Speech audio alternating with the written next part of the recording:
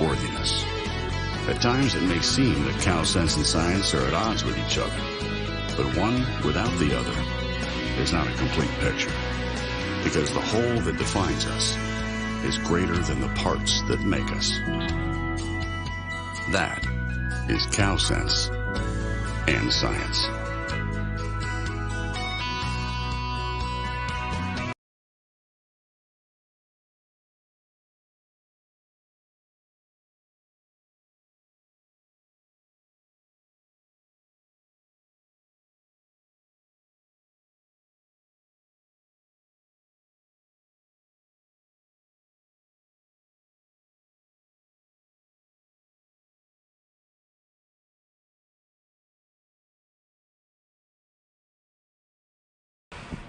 Internet mic check 1 2. Internet mic check 1 2.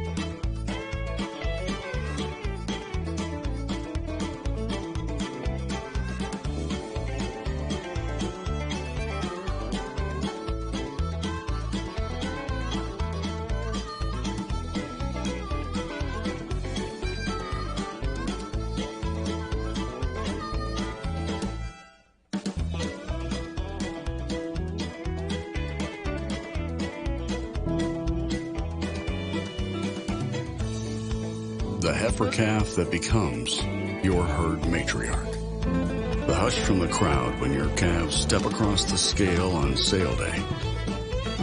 And the accolades when the gavel falls after the last lot sells. The road to these accomplishments starts well before dawn and continues late into the night. They're born from sweat on your brow, scrapes on your knuckles, and more hard work in a week than most people do in a lifetime. But we know there is more to your operation than what the world sees. We understand the years of planning, preparation, and sacrifice that it takes to succeed. At Gen X, our philosophy has always been cow sense and science. Like you, we rely on the knowledge of those that came before us. We appreciate cattle for their phenotype and know the importance of hard-to-measure traits to your bottom line. We believe that behind every good bull is an even better cow.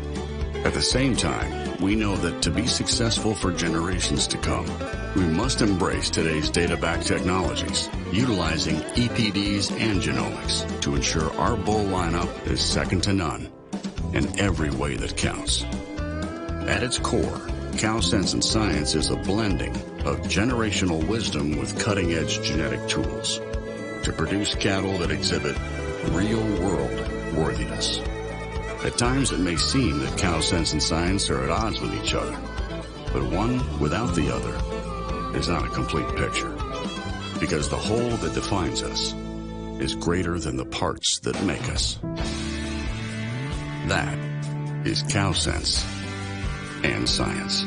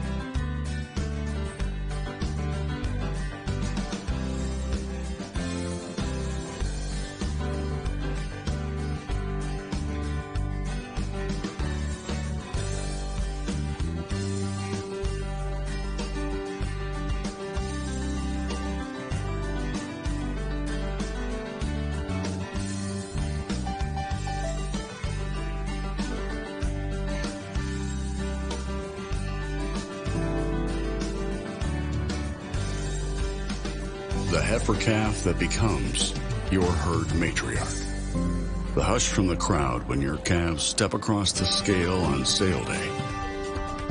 And the accolades when the gavel falls after the last lot sells. The road to these accomplishments starts well before dawn and continues late into the night.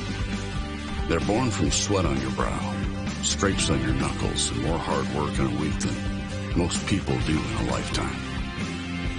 But we know there is more to your operation than what the world sees.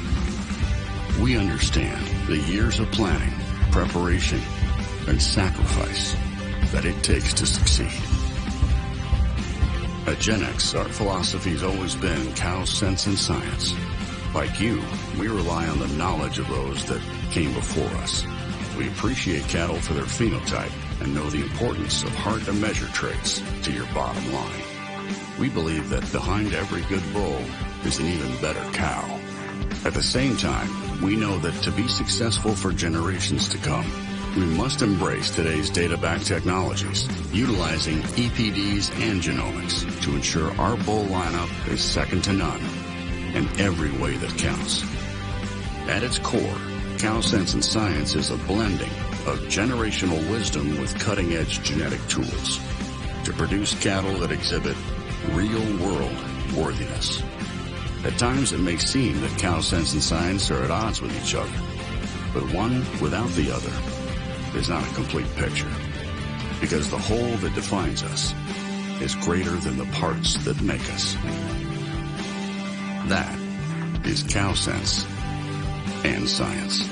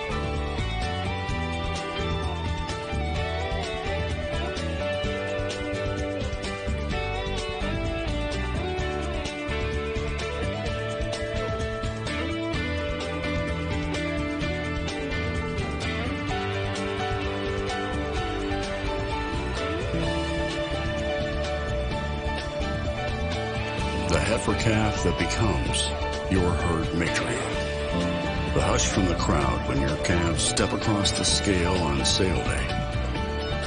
And the accolades when the gavel falls after the last lot sells.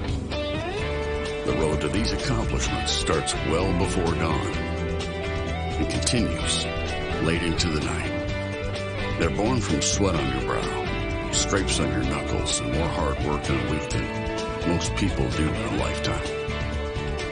But we know there is more to your operation than what the world sees.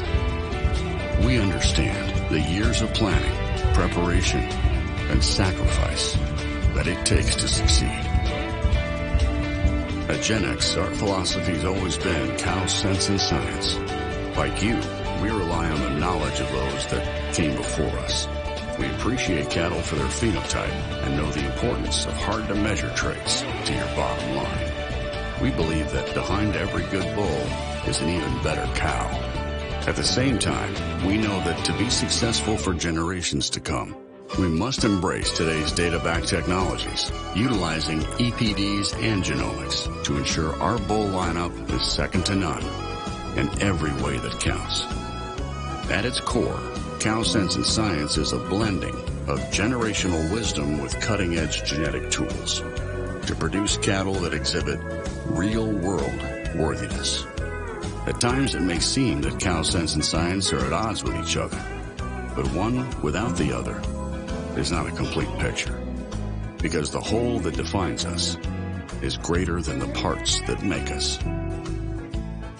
That is Cow Sense and Science.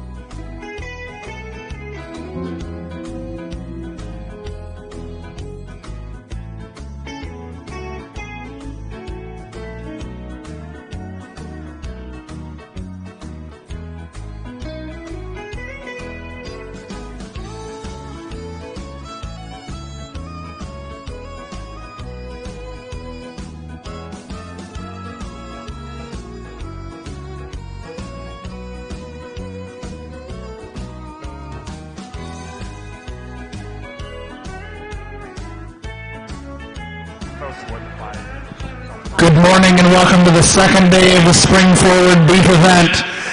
We are going to get rolling here with our market heifer class in about 5 to 7 minutes.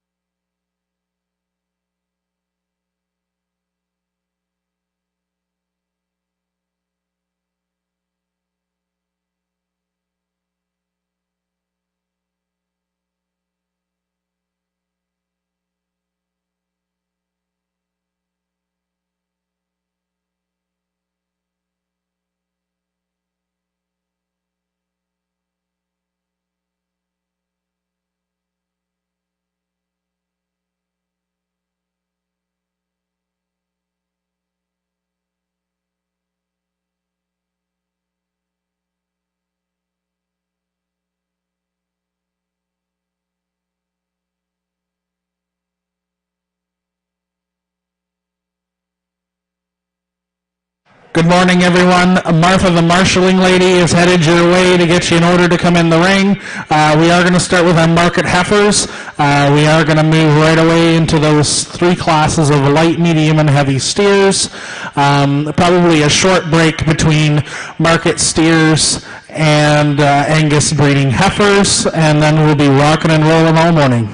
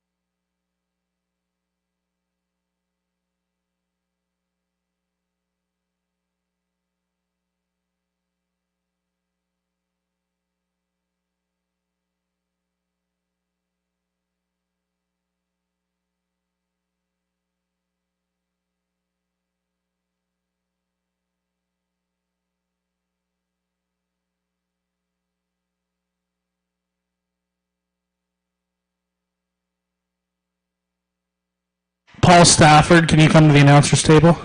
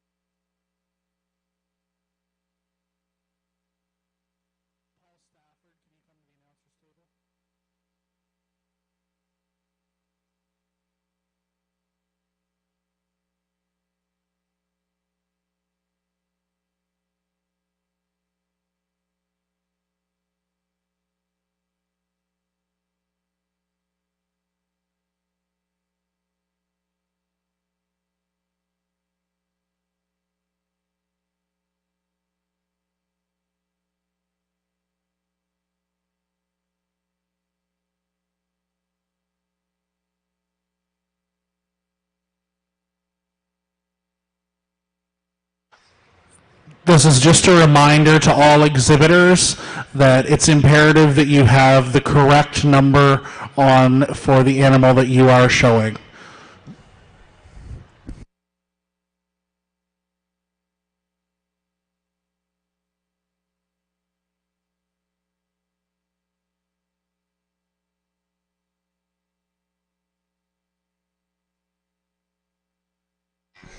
Well, good morning, everybody. Again, I want to reiterate how much of an honor and a privilege it is to be out here with you guys again today.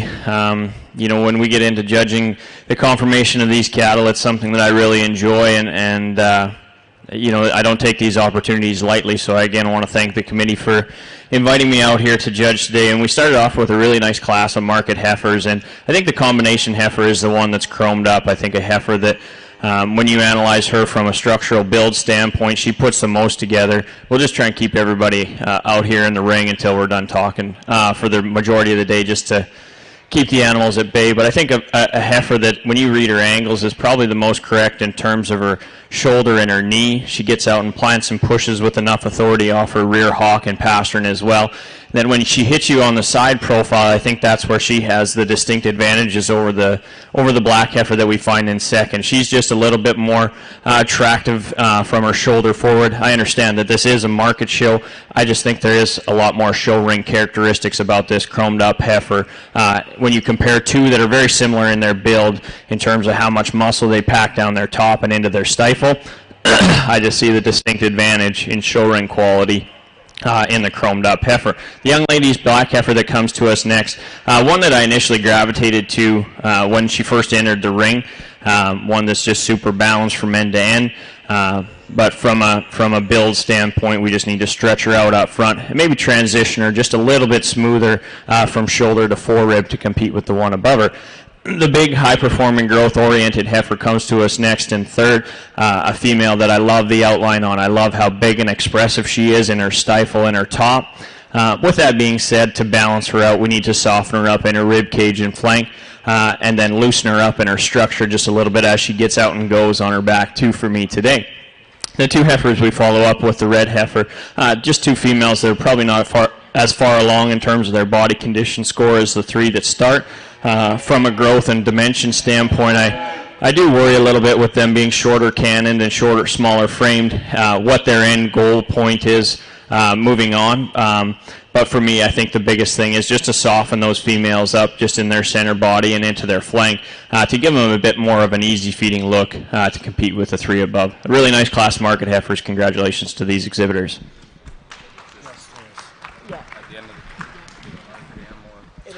Congratulations to ring number 1, Ben Scott, on your champion market heifer.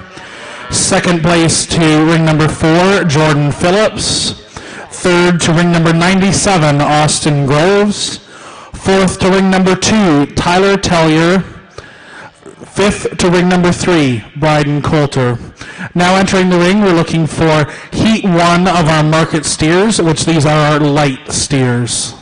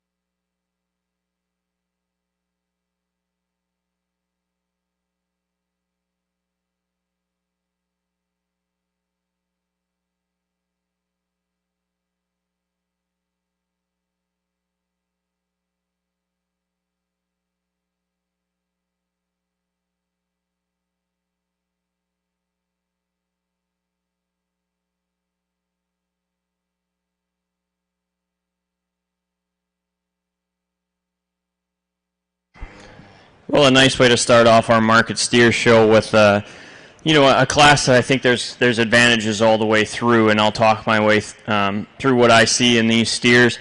You know, to be honest, there's probably not one that I just initially gravitate to as my easy class winner, but you know, upon further inspection, I think there's one that's just the easiest to tie into in terms of his show ring presence, you know, the muscle mass that he contains, and the stoutness of pin and bone that he offers. And, you know, to combine that with enough structural integrity, I think is probably where he's my combination steer of carcass merit moving forward, as well as, you know, in terms of being really correct in terms of his mass down his top and how he gets out and goes. I really love how square this calf is on his front too, and then when he gets out and goes, he maintains quite a bit of base width as you ask him to get out and go. So I think a combination steer, would you like to stretch him out a little bit? Sure, maybe soften him up in his joints, but I think he's more than adequate in that respect. The young lady steer that we come to in second, I think the steer that's probably hits you the hardest on the side profile, being the most uniform in terms of his body depth and softest, easiest keeping look to him. With that being said, I think the biggest difference sits on these two steers, and the folks sitting on the wall will notice it, that there's quite a bit more pin width and top dimension in our class winner, and that's why this young lady will find herself in second today. The steer that the next black steer that we come to in third, if I were to guess, I would estimate he's a higher percentage of a British breed than some of these other steers in the ring today. Not saying that plays to his demise, but in a class like this, he looks flatter and more nondescript in terms of his muscle pattern. I guess for me, it comes down to sheer dimension in the lower stifle when you analyze him versus the two that sit above him. I do like how fluid and agile this calf is on the move, and actually probably one of the most appropriate in terms of the foot shape and design. I know these calves are just for market purposes, but I think there is some structural integrity and foot qualities that we need to see in these animals as well. The young lady's roan steer, definitely the largest outline, and from a feeding standpoint, I think has the longest distance to go in terms of where his finish point is. And that's okay. Everybody has a different end date, and this is just a progress show. But I have to judge him as I see him, and I see him as probably just a little bit harder feeding than some of these steers above him today, just being a little bit harsher through his forerib. I do see him as probably the most appropriate in terms of the angle of his hock and his pastern. I love how flexible he is as he gets out and goes. And moving forward with a longer, you know, feeding plan and longer ways from kill date, I think this calf probably holds his structure together as good as anything above him. But for me today here, I'd love to just see him just a little bloomier for that structure and that frame that he carries. The young lady steer that ends up being the first one that was in the ring, and we follow to at the last, probably definitely has the disadvantages in terms of hair. It looks like he's maybe found a bale feeder to rub on and took some hair off in some bad spots right behind his shoulder. For me, I would just like to stretch him out. I want to see a little more cannon length, a little more frame and stature to a calf like that, and not read as quick and early maturing. I think a calf that really does open up with some true pin width when you get behind him. But for me, I just need to see a little more frame and dimension behind from a side profile and a longevity standpoint from a feeding you know, timeline. I think it's an interesting class with a lot of give and take for an early market class.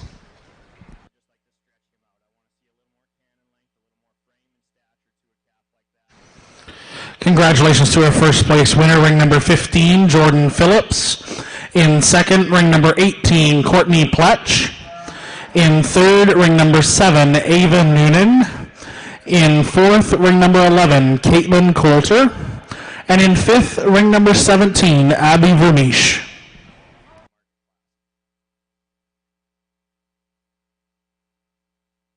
Entering the ring now, we would have Heat 2 of our steer class.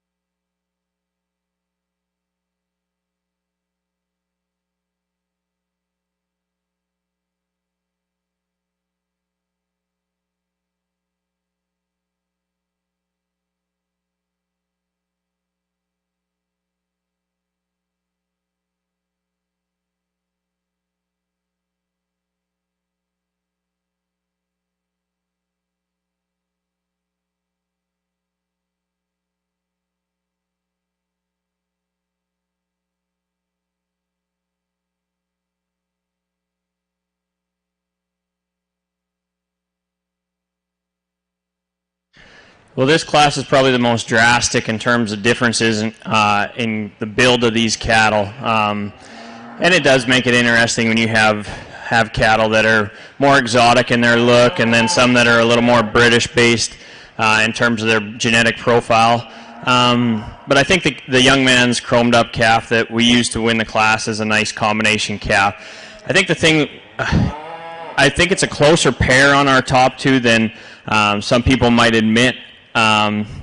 With two different contrasting types. The young man steer is the larger, longer cannon bone steer that outlines really nicely, and then the young lady steer that comes to us in second is the one that's probably closer to his kill date than anything we've seen yet today. So two totally different types. I think I prefer the calf that just has a longer, more useful, I guess, build to him from a feeding perspective. I think he kind of finishes at a more target weight for me today. And I do see him as with enough structural integrity and some muscle and some mass down the top side of his skeleton. He's big-footed and big-boned and cool to look at from the side. The young man does a nice job getting him out here stuck. The young lady steer here that comes to us in second is definitely the higher presented steer in terms of just the fitting and the showmanship that we see on him today. But when you get to analyzing him, I do see this calf is quite short in his cannon bone.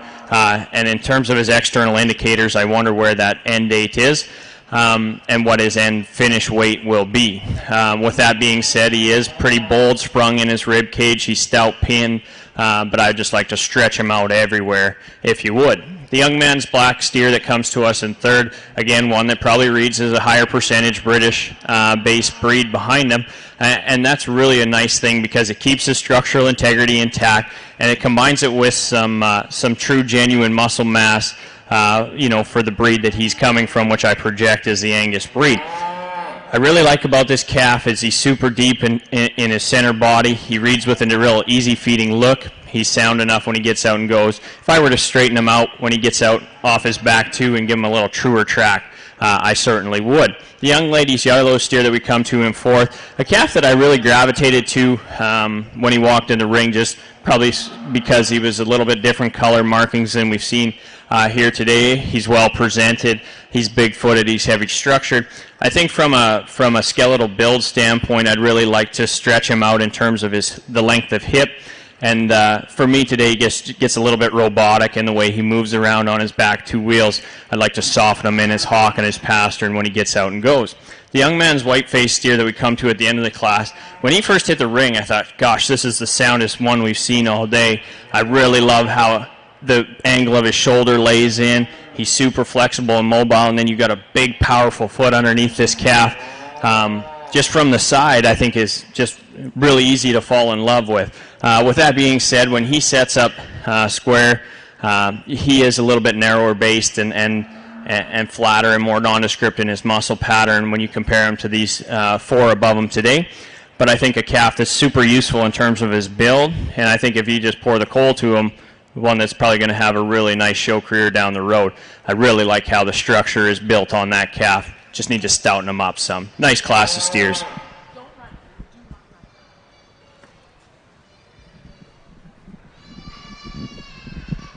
Congratulations to our first place in this class, ring number 14, Owen Pletch. In second, we have ring number 8, Regan Sawyer. In third, ring number 10, Connor Sweckhammer. In fourth, ring number 12, Katie Cox. In fifth, ring number 20, Trenton Lunn. Entering the ring now, we have heat 3 of our market steers. On deck, we'll be looking for our champion market animal.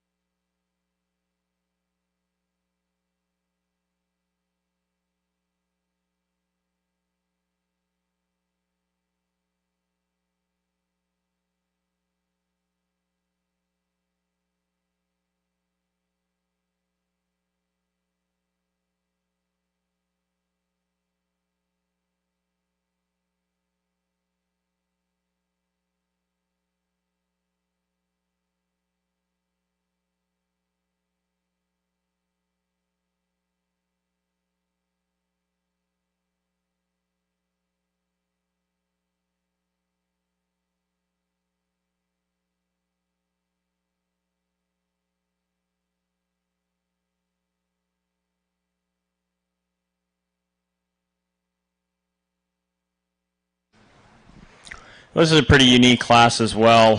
Probably one that's a little more uniform in terms of the breed makeup of these calves. But I think a lot of the same principles apply to all of them. I think all of them are more than adequate in terms of their stoutness, their muscle mass. So for me, I think it becomes, we're sorting these cattle on some structural integrity along with some show ring presence. The young man steer here that, in my eyes, is obviously the highest presented in today's ring, and this young man does an excellent job getting this calf stuck. Never hits you with a bad look. This calf is really bold sprung from end to end. I love how he opens up with some chest width, carries that base width when he's on the move. Some genuine muscle down his top and into his stifle. When he hits you on the profile, it's just undeniable that your eyes are just gravitate to a calf like that. Do I question whether he's, big enough and large enough outline to hit an end finish weight? Yes, but I think in today's ring, this one goes away with it pretty handily, just combining, structural integrity, muscle mass, and then the show ring presence that we're after with these market steers. The young lady steer, I do remember this steer from showmanship class yesterday, a calf that I really liked yesterday, and I still like him here today. I love how loose he is in his structure. I read him as very correct in terms of the angle of his shoulder. How he gets out of his hock and his passion is super unique. I think when you set him in a class like this here today, he does look flatter and maybe a little bit narrower based than when you compare it to the calf that wins the class. I just love this calf from a feeds and feeding standpoint. I think he reads as one of the easiest ones to get to the end point, and I love his structure, so that's why he's going to slide up here into second hole. I think there's a lot of different ways you could go with the remaining three. The young man steer here, I also remember this steer from showmanship yesterday, a calf that's really settled into himself out here today. I think a calf that's just really balanced. I think there's tough to find a hole in this calf, but when you put him with some of these other two that are really highly presented or really super sound, he just looks a little more common in the way he's put together. He doesn't come out of the top of his shoulder like our class winner. He's not as loose and flexible as our one in second. Just a nice home here in third for this young man steer.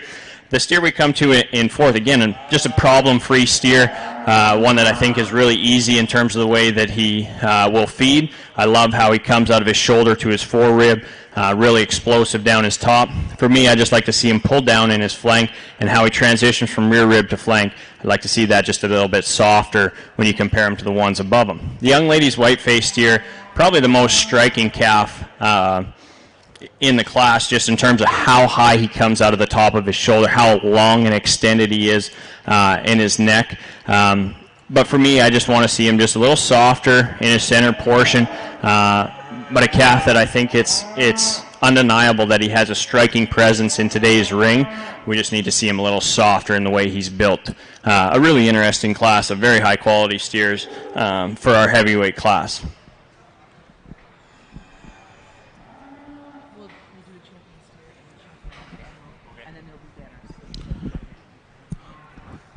Congratulations to our heat number 3 class winner, number 13, Jackson Corner. Second place to ring number 23, Susanna Sinclair. Third place to ring number 21, Braden Douglas. Fourth place to ring number 19, Peyton Hastings. And fifth place to ring number 16, Felicity Groves. We are going to ask the top 2 placings from the previous 3 heats of market steers come in for a steer champion. Following that, we'll be doing a champion overall market animal.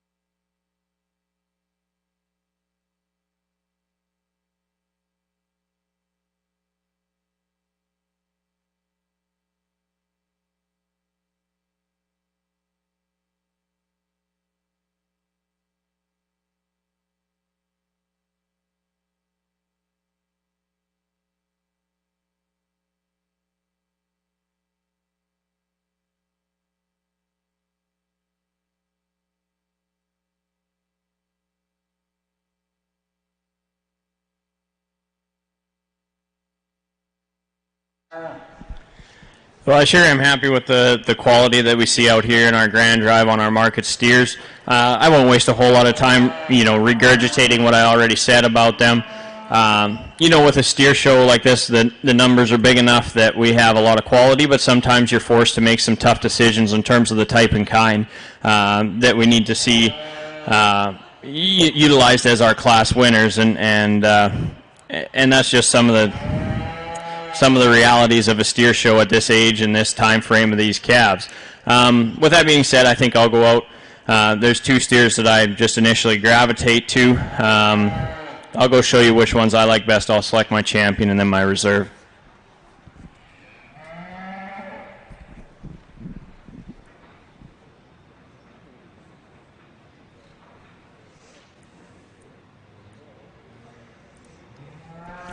Congratulations to ring number 13, Jackson Corner on Champion Market Steer. And reserve to Owen Pletch. In the ring now, we're looking for our 2 Champion Market heifers and our 2 Champion Market steers for our overall market champion animal.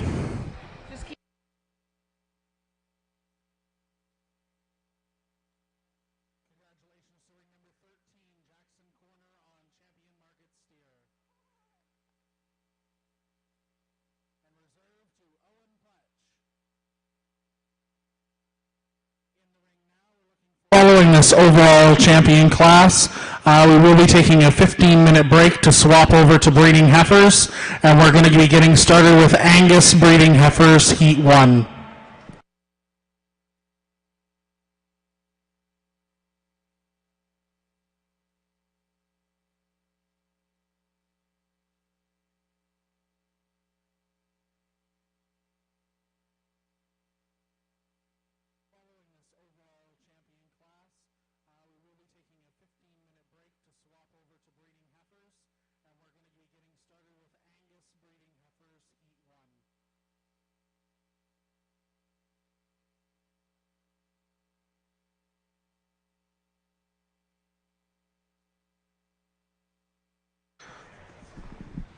This class is sponsored by Burger Barn and Elmer Stockyards Incorporated.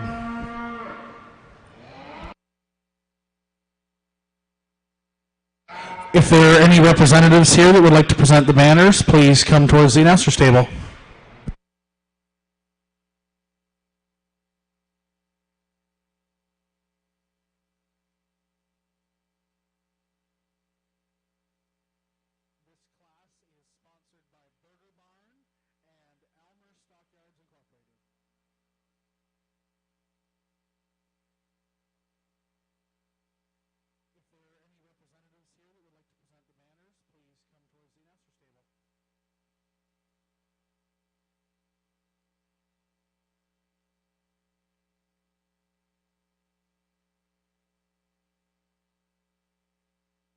Congratulations to ring number 13, Jackson Corner on overall champion market animal, sponsored by Burger Barn.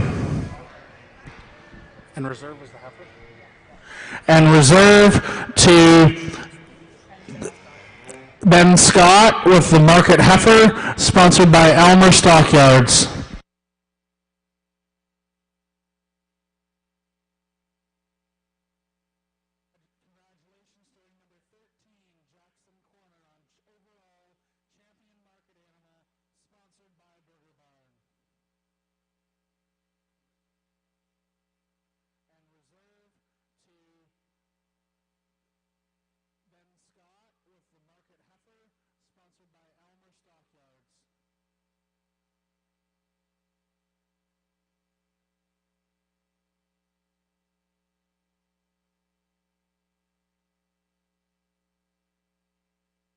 At this time, we're going to take a 15-minute break to switch over to breeding heifers. We will reconvene with Angus breeding heifer, heat number 1.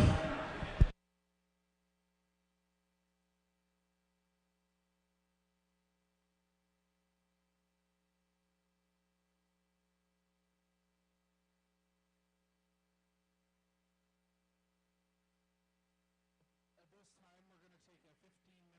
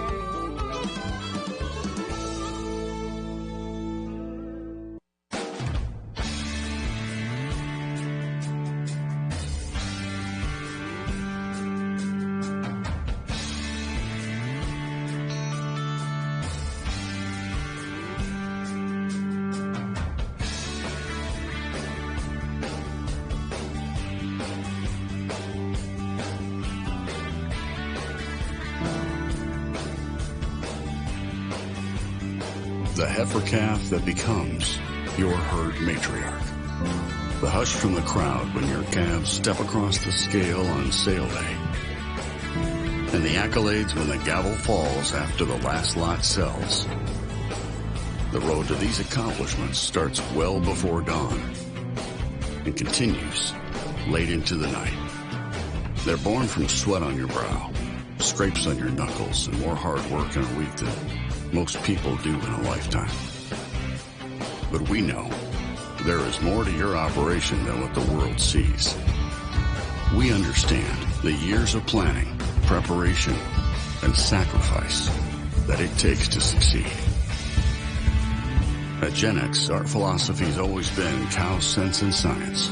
Like you, we rely on the knowledge of those that came before us. We appreciate cattle for their phenotype and know the importance of hard-to-measure traits to your bottom line. We believe that behind every good bull is an even better cow. At the same time, we know that to be successful for generations to come, we must embrace today's data-backed technologies, utilizing EPDs and genomics to ensure our bull lineup is second to none in every way that counts. At its core, Cow Sense and Science is a blending of generational wisdom with cutting-edge genetic tools to produce cattle that exhibit real-world worthiness. At times, it may seem that Cow Sense and Science are at odds with each other, but one without the other is not a complete picture, because the whole that defines us is greater than the parts that make us. That is Cow Sense and Science.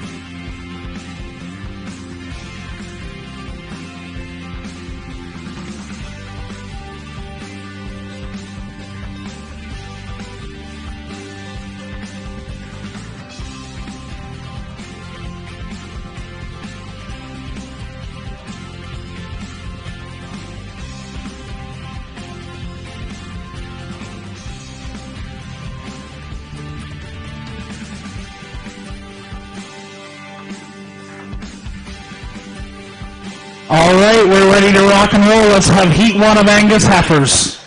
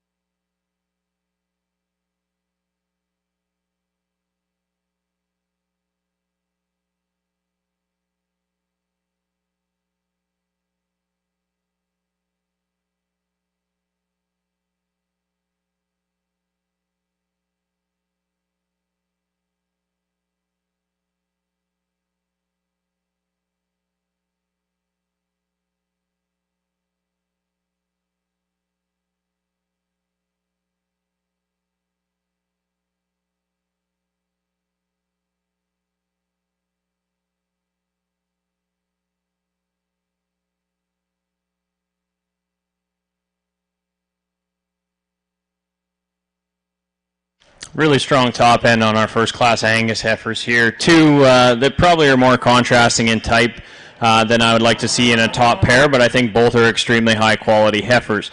I opted to use a longer spine, longer hipped, probably a little softer in the way she transitions from her forerib, center rib to flank is the biggest difference I see on this female. And then when you get to analyzing these two at the ground, I think the foot size and shape is more appropriate on our class winner as well. I love the power and the three-dimensional looks that our second place heifer gives us, but for that much mass and power, I'd like to see a little bigger foot size underneath her to make it more proportional to the amount of mass she gives us. When you start comparing these two on the move, I think both are adequate in terms of their flexibility off of both ends. Our class winner does reach with a little bit longer stride, handles her hawk and her pastern with a little more fluidity, and just balances up on the profile just a nickel better than our heifer in second. I really am just initially drawn, and I remember this young man sticking this heifer in showmanship yesterday, just one that your eye just initially gravitates to with the presentation that this young man does on her. For how big and powerful she is up high, she maybe does close up at her base just ever so slightly, and we talked about the foot issues that we would change on this heifer. Two really high-quality females to start the class. The heifer that we run into in third, I think, probably patterns our class winner in terms of being longer, stretchier, and just more similar in build to our class winner. I think where I take the most issue on this heifer is when you ask her to get out and go, I'd like to see her hit the ground a little squarer on her back too. She does want to roll underneath herself ever so slightly, and then she does get a little tighter in her loin when you ask her to go. But on the standstill, I think a heifer that has a lot of really good qualities to her in terms of her body and her rib. She's long enough spine, long enough fronted, long enough hip. Just need to change the way she hits the ground and goes today. Young lady's heifer is the youngest heifer in this class. She is an April heifer in with some Marches and some Februarys. A female that I think is probably the most appropriate in terms of her body condition score for me today. I don't like my heifers to be too chubby at this stage of the game. A female that's also the most appropriate in terms of the way she outlines for her age. I think she offers the most growth potential for an April calf. And again, I think the class advantage on this one is her foot design and foot shape. She hits the ground with a really big square foot, and I really appreciate about that about her. But in this class, she gets out-horsed in terms of show ring presence. She's just a little flatter and more nondescript in terms of her muscle pattern. The young lady's heifer that comes to us next, one that's really opened up in her skeleton. I think from end to end, you really appreciate how big-topped, stout pinned she is. Again, we talk about how they hit the ground and go. She's, again, one that wants to roll off her back, too, when you ask her to get set in motion, and that's where I take the most criticism on this heifer. The young lady's heifer that we come to next, the blonde girl with the green tag, a heifer that I really like for her type and kind. She's moderate. She reads with a real easy-keeping look to her. In today's class, she gets overwhelmed with power and performance for where she sat in the age division. A heifer that's really sound when she gets out and goes, just a little plainer in the way she's put together. Then the young lady's heifer that we round the class off with, just a little plainer and more nondescript in her muscle pattern, but one that comes out really high at the top of her shoulder. I love how she's got a really erect neck and head set to her, really shows herself off really well, just runs out of mass and power in this class today. Nice top end on this one.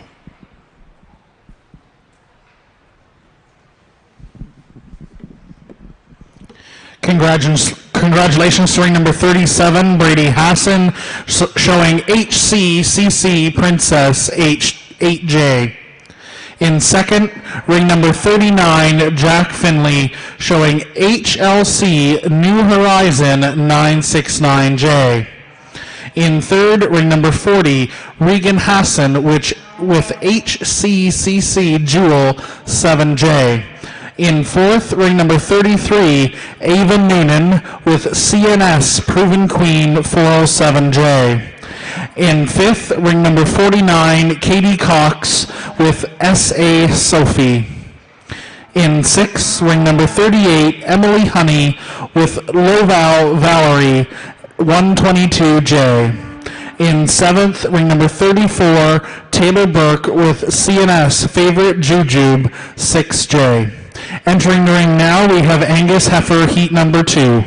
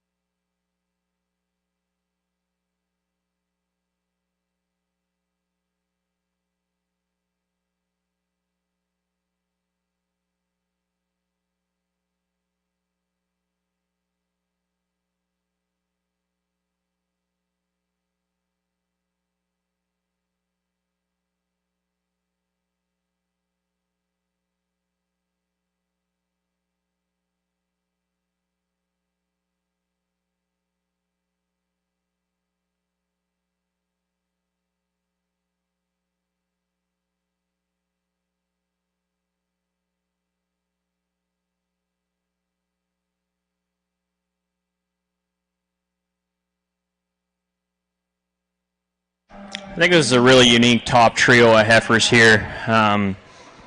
I think there's some give and take on all of them, and I think all of them have class advantages, and I'll talk my way through it. The heifer that we use to win the class, I just feel is, you know, when you peel these things all down and you analyze their skeletons, I feel like she's the most appropriate in terms of her angles. You know, when she gets out and goes, she handles her knee really, really well, and that's probably the class advantages that I see on this heifer, is how fluid she is. She's the most appropriate in her body condition score for my liking today. And, you know, throughout the day, you'll probably hear me talk about that maybe more often than I should, but I feel like it's something on breeding heifers that we really need to focus on. And you know, just because one's bloomy doesn't mean it needs to win the class. I really like how high tying this heifer is. I love the foot design underneath this one. Would I like to give her just a nickel more heel? Yes, but I think her toes come square to the ground. Just a female that I think just ties a lot of good things together. Is she the biggest, highest performing calf in class? No, but I just read her as the most correct in terms of her angles. The heifer we come to in second is one I kind of battled with, you know, just she doesn't really hit you as like the most complete heifer in the class, just when you analyze her rib and flank, but she is the longest bodied heifer. From her nose to her tail, she's super long fronted. I love how long spined and long hips she is. When she gets out and goes, I'd like to see her open up with just a nickel more base width, but for me, I think the class advantages in this one is definitely length of body, and again, one that hits us is a little fresher and greener than some of the ones down the line. The heifer here in third, again, one that you just probably initially gravitate to when she hits the ring, just because she comes with so much power, so much performance, and with that a little bit more condition than I would like for this stage of the game. And if you were to strip all that down, I do see her as just a little bit straighter in terms of the angle of her shoulder. She does want to toe out just a little bit up front, but I love this heifer in terms of her ease of flesh, her rib body, and how she transitioned from rear rib to flank. But a female that I just think for that much power could use a little bit more added bone and structure underneath her, and again, probably just pushing the acceptable limits for me today in terms of body condition score. The heifer we come to in fourth, again, one that's super opened up in her skeleton, and she does that with a really green, you know, conditioned body score. I just love how wide base this heifer is. You know, she reads with so much true dimension at the ground. That plays to her demise a little bit. She gets a little uncoordinated when she gets out and goes for my liking today. A heifer that, again, you just can't help but overlook her scope and her build. The young man's heifer we come to next, one that's kind of the different female of the class. She's super high tie, and you can see how long and extended she is coming out of the top of her shoulder. I love how level she is down her top and out of her spine. But with that today, she does lack a little bit of the show ring presence from her rib and her hip. She's just a little plainer down into her stifle than I'd like to see when you get these really high quality females above her today. Moving on down the line, I think there's just little nitpicky structure things we run into, you know, on some of these females, changing the foot quality, changing the way they handle their hawk or pasturing, that makes it, you know, makes the difference in a tough class like this. A really strong class, top trio with some give and take.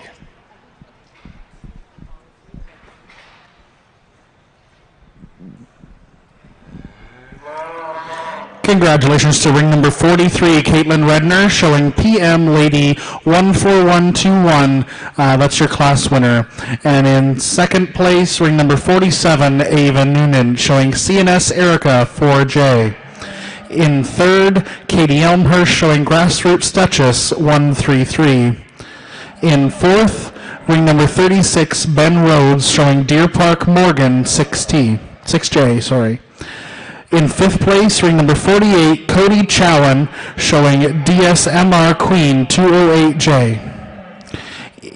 In sixth place, ring number 41, Caitlin Redner, showing PM Linda 14821. In seventh, ring number 42, Cole Fallis, showing FLC Justice HJ. In eighth, ring number 44, Abby Anderson, showing FLC Jolene 4J. And in ninth, ring number 45, Reagan Chowan, showing Clearbrook Tina 5J.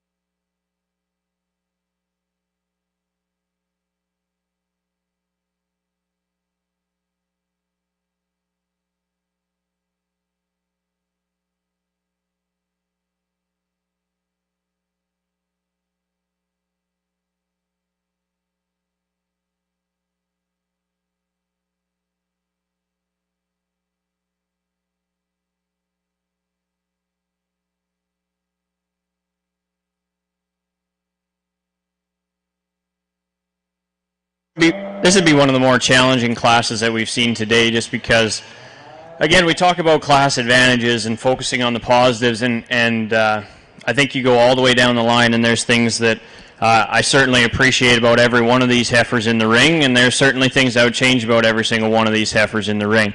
And that starts with our class winner. I think I'll just come out and say it. I see her as a little bit more upright in the angle to her shoulder, and she's the deepest, stalest chested heifer in this class, but I think there's a lot of good in this female. When you talk about the characteristics that the Angus breed is focusing on and improving, and her foot is actually designed very well. She's deep enough heeled, she's square-toed, and I think in terms of foot quality, that's where her class advantages are evident. And to go along with that, she is the big outlined, high-performing heifer of the group. Is she, pushing the condition score for me? Yes, absolutely. But I think there is some genuine base width when you see her set up square. She is really opened up at the base, which I really like to see. But I really would like to relax her in that angle of her shoulder and let her get out and go a little bit freer in that respect. And that's where our heifer in second probably, she's just a heifer that doesn't really do anything wrong. Are you just initially gravitating towards this heifer? No, probably not. But sometimes that's a good thing because there's so many positives about this heifer. She's super cowy in her rib shape. I love how she transitions from forerib to center rib. I see her as very correct in her angles. Would I square her out over her hip? Absolutely. But I think a female that just, she's just a very nice, well put together female that gets out horsed in today's class. And, maybe that's a factor of feed and management. But I think there's useful pieces to both of these two. Probably the most fault-free one sits in second, but we do need to see her square out of her hip with a little bigger structure underneath of her for how much mass and body and cow power that this one has. A really nice problem-free heifer in second. The heifer that hit the ring first is a young lady here in third, and a female that is just super long, like everywhere, long neck, long spine, and sometimes that gets tough to keep all those pieces together when they're that long and that stretched out. I think she does so very well. She's nice and pliable down her spine when you set her in motion. She comes out of the top of her neck really long and extended. I read her as really correct in the angle of her shoulder. Where I change her is at the ground. I'd like to see more heel and a better foot design on this heifer. But when you talk about one that's tough to replicate or duplicate with that much length of body, length of spine, length of hip, I really think she does hold a lot of cool pieces together. We just need to change her at the ground for my liking here today. The young man's heifer we come to next, she was the one that kind of got stuck down there at the end gate, and that's a tough spot to be. We've realized that over the course of this weekend here. I think a heifer that has some really unique pieces in terms of how bold sprung she is down her top and out her hip.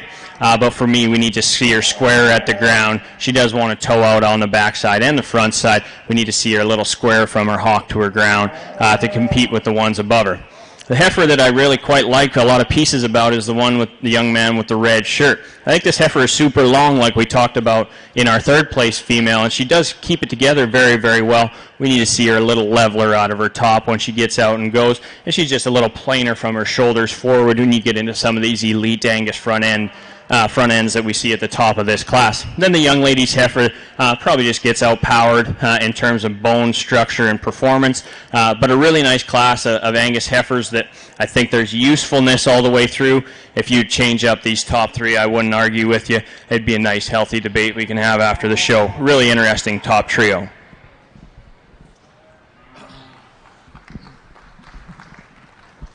Congratulations to our class winner. Ring number 52, Grace Dudgeon, showing Bushbeck Erica 103J. In second, ring number 53, Bella Davidson, showing 40 Acres, Jasmine 1J. In third, ring number 51, Lane Chandler, showing Excel Sarah's Dream. In fourth, ring number 56, Dawson Pinkham, showing Las Vegas Queen Latifah. In fifth, ring number 50, Nathan Daw, showing Wildina BL Pride 162J. In sixth, ring number 55, Chelsea Stevens, showing Stevens Miss Missy 2J. Entering the ring now, we're looking for Angus heat number 4. On deck, we're looking for Angus heat number 5.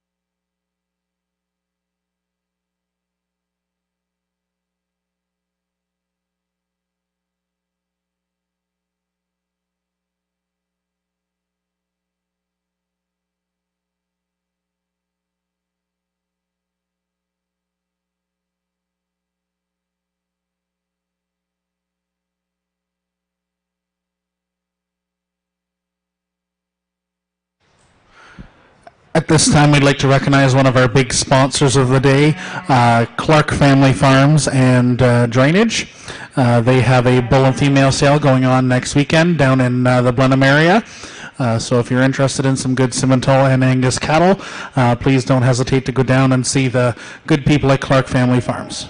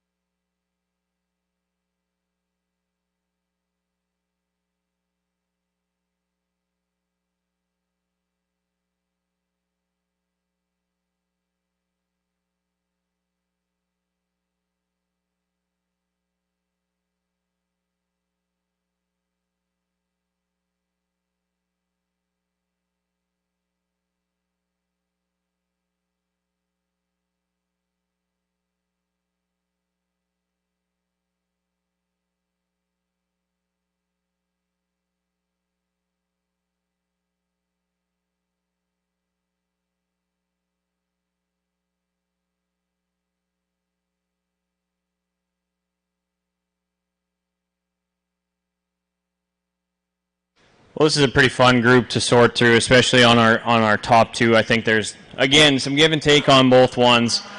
Depending where you put your, a higher priority, you might switch these two. I think for me the biggest difference I see between these two females, not only in body condition score, but I think that our class winner just transitions from shoulder to forerib quite a bit stronger than our one that ends up in second. And that's not saying that the second place heifer is poor in that aspect. I just see that our class winner is a little bit stronger there, and she is the large, outlined, high-performing heifer that you really you can't help but gravitate to when she enters the ring. She really commands your attention, and both these young ladies do an awesome job when they get out here sticking them, and that's what makes my job so much fun, not only when you have quality stock to work with, but you have them presented in a very high manner and shown in a very high manner. I think this class winner, is there things I would change about her angles? Sure, I'd probably like to see her just get out and reach a little bit farther with her front two, but I think in terms of foot quality, she takes the cake in that respect. She's really rounded at the base of her toe. I like the amount of heel depth that she carries, and to go along with that, she is the big high-performing one that your eye just initially gravitates to. She'll end up being your class winner in this one. Now, for me, the one that probably hits me is more my type of heifer in terms of body condition score, in terms of leanness, is the heifer in second. She's super long and pretty fronted. I don't use the term very much, but she would be chisel-necked, in my opinion, very, very appropriate in that respect. She's tucked up neat and tight about her chest floor. She just really gravitate to her on the side profile, just how high-tying she is. We talked about her, how she wants to just get a little tighter and harsher in her forerib. And for me, the structure and the bone work is definitely evident in our class winner, but I think a pair of really nice heifers with some give and take depending on where you put your priorities. You may switch that pair. I think the third place heifer, I think she finds a nice home in third. I think this heifer is really quite unique in her design, being moderate, easy keeping, probably a type of heifer that's just going to go out and be a really, really nice cow for this young lady. I love the teat spread that's evident in this heifer. She transitions from rear rib to flank very appropriately. But with that, she is the lowest performing female in this class in terms of frame, stature, and bone work, as well as being far enough along in terms of her external indicators in terms of body condition score. She is pushing a little more chest and a little bit more fat deposits on her pones. So I do question whether there is enough natural performance in this heifer, despite being, in my terms, a little chubbier in her design. I love how her angles read, though, and she just hits me as a real low-maintenance type of one. Kick out in the pasture, she's going to raise you a nice one every year. The young lady's heifer we come to next, a heifer that I think does a lot of good things for her. I think a heifer that's really long spine, long hip, long fronted. For me, when she gets out and set in motion, she does want to come apart right behind her shoulder. You really see how she gets a little tighter in her forerib and just kind of gets a little more uncoordinated down her spine when you ask her to go. But a female, I love the length and total volume in a female like that. The young man's heifer we come to next, again, a little nitpicky things when you set these females in motion, and that's where I do a lot of my judging, is when I see these heifers go. This young man's heifer does want to get a little tighter in her loin and jack her tail head up ever so slightly when you get her in the move, but I love how bold and robust she is in her hip design.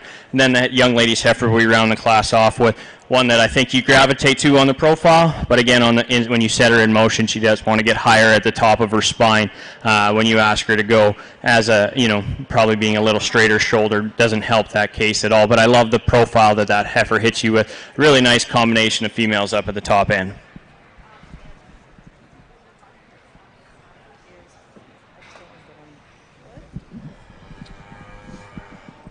Congratulations to our class winner, ring number 62, Samantha Lundy, showing Brantnor's Flora 2J.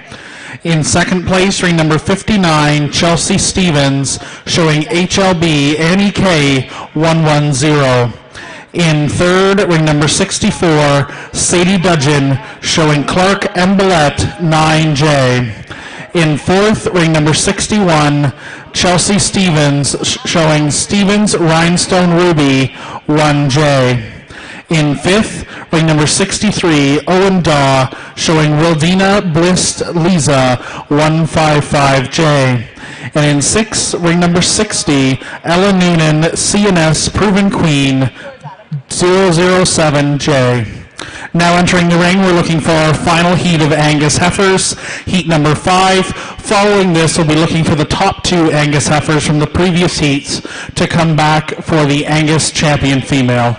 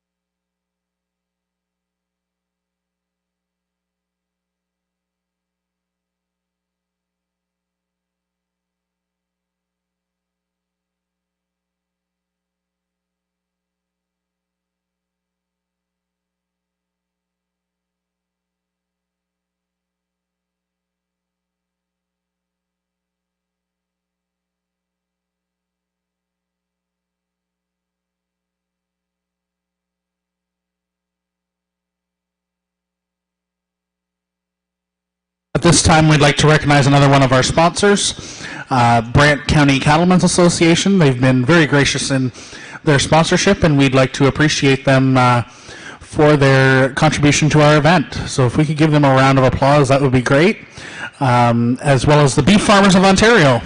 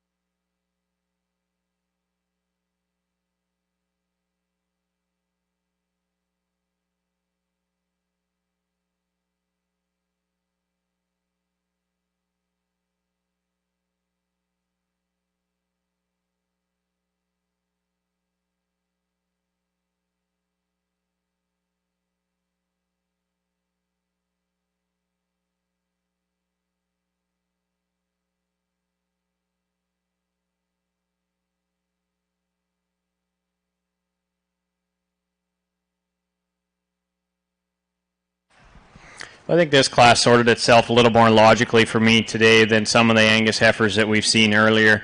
I think the heifer that wins this class, she was the first one in the ring, and it's always nice when the first one ends up being your class winner because you don't have to sit there waiting for what you think is going to come in the ring. I really like this heifer. I like how fresh and trim she is in her chest. I think she's still bold and robust enough in her rib shape and in her hip. She's really square at the ground, gets out and flexes and goes really well. I think a logical class winner for me. Gets a little closer in discussion here between second and third. There's things I'd change about the shoulder design on both of these heifers. I do see the second place heifer just a little trimmer and fresher in through her front 1/3. With that being said, though, she is pretty bold and opened up.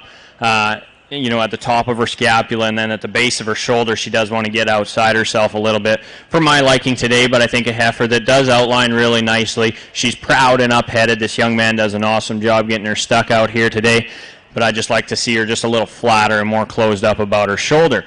And that's probably where our third place heifer does have some class advantages. Even though she is farther along in terms of her condition, being a little bit staler in her chest, she handles it quite a bit better than I would anticipate. She's really nice from her jaw back to her throat latch. She's long and flat in her neck. I just would like to see her tucked up a little bit better about her chest. But she does lay a really nice flat shoulder in. She's super long-bodied and long-hipped.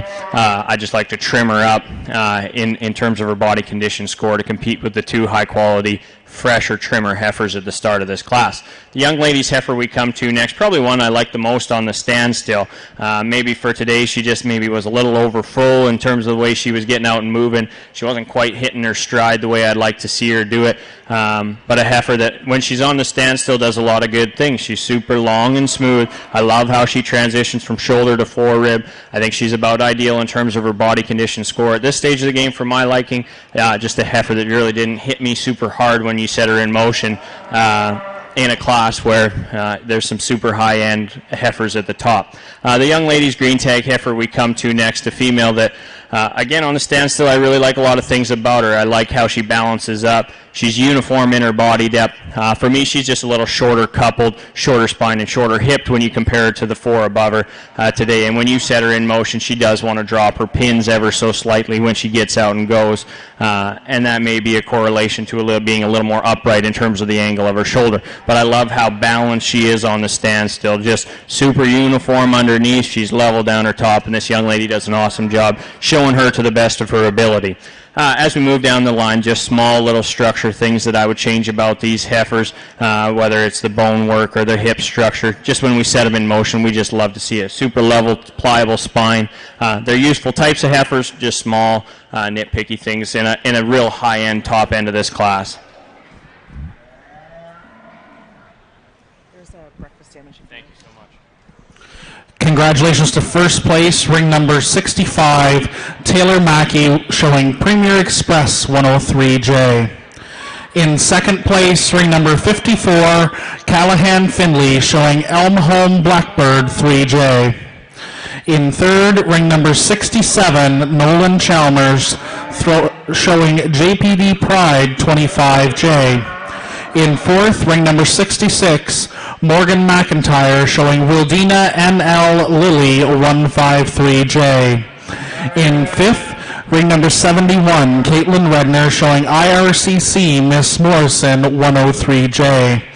In sixth, ring number 73, Nolan Chalmers, showing JPD Blackcap 4J. In seventh, ring number 70, DJ Lawrence, showing Glenn Lovett Echo. In eighth, ring number 68, Kyler Vaness, showing VLS Idol 933J. Entering the ring now, we have our champion Angus heifer class.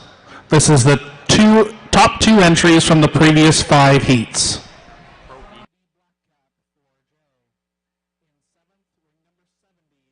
The sponsors of this class are Pro Vitro IVF, as well as Loval Farms. If there are representatives that would like to come and present the banners, please come to the announcer's table.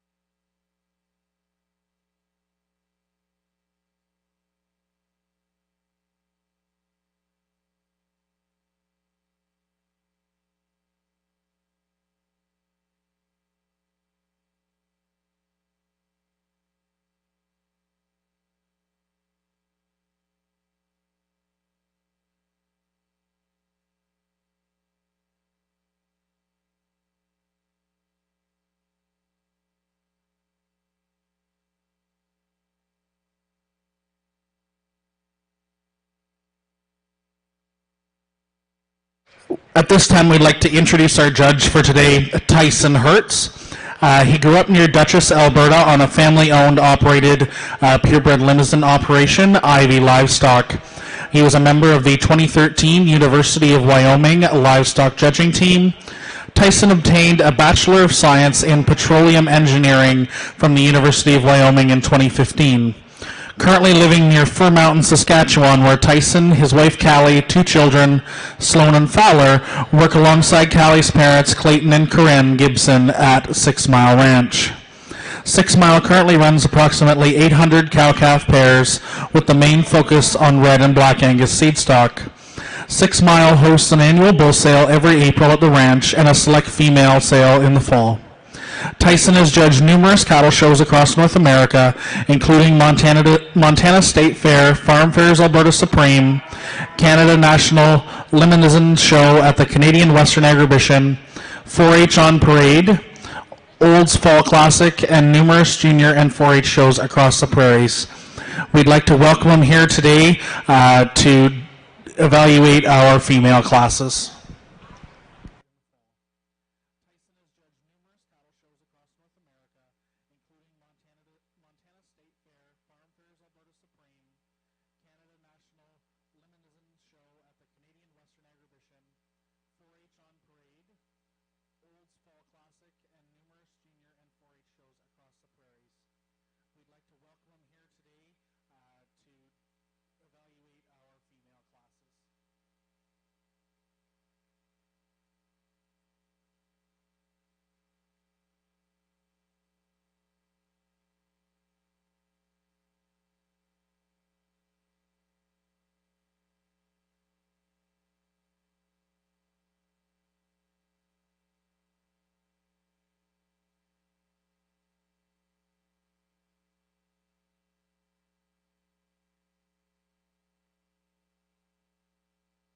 Well, before we get any farther, let's put our hands together for these Angus exhibitors. What an awesome set of heifers they brought out.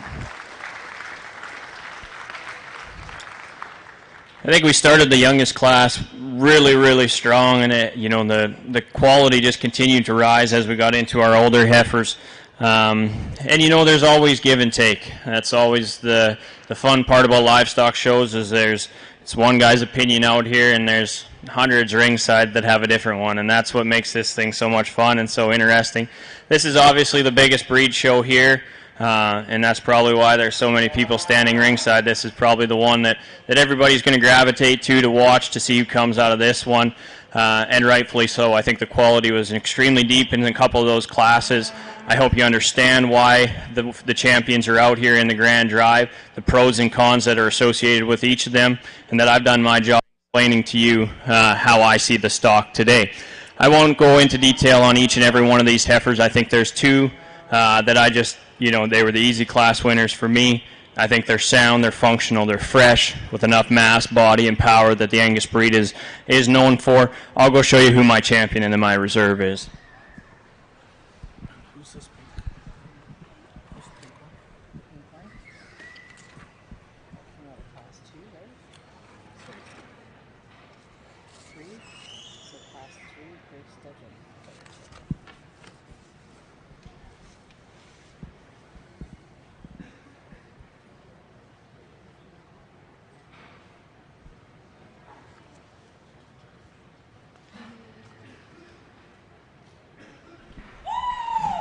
Congratulations to ring number 65, Taylor Mackey, showing Premier Empress 103J to your champion Angus heifer. And reserve to ring number 37, Brady Hassan, showing HCCC Princess 8J. On deck, we're going to be looking for any other breed heifer class. Following that, we're going to be looking for our Charlet heifer class.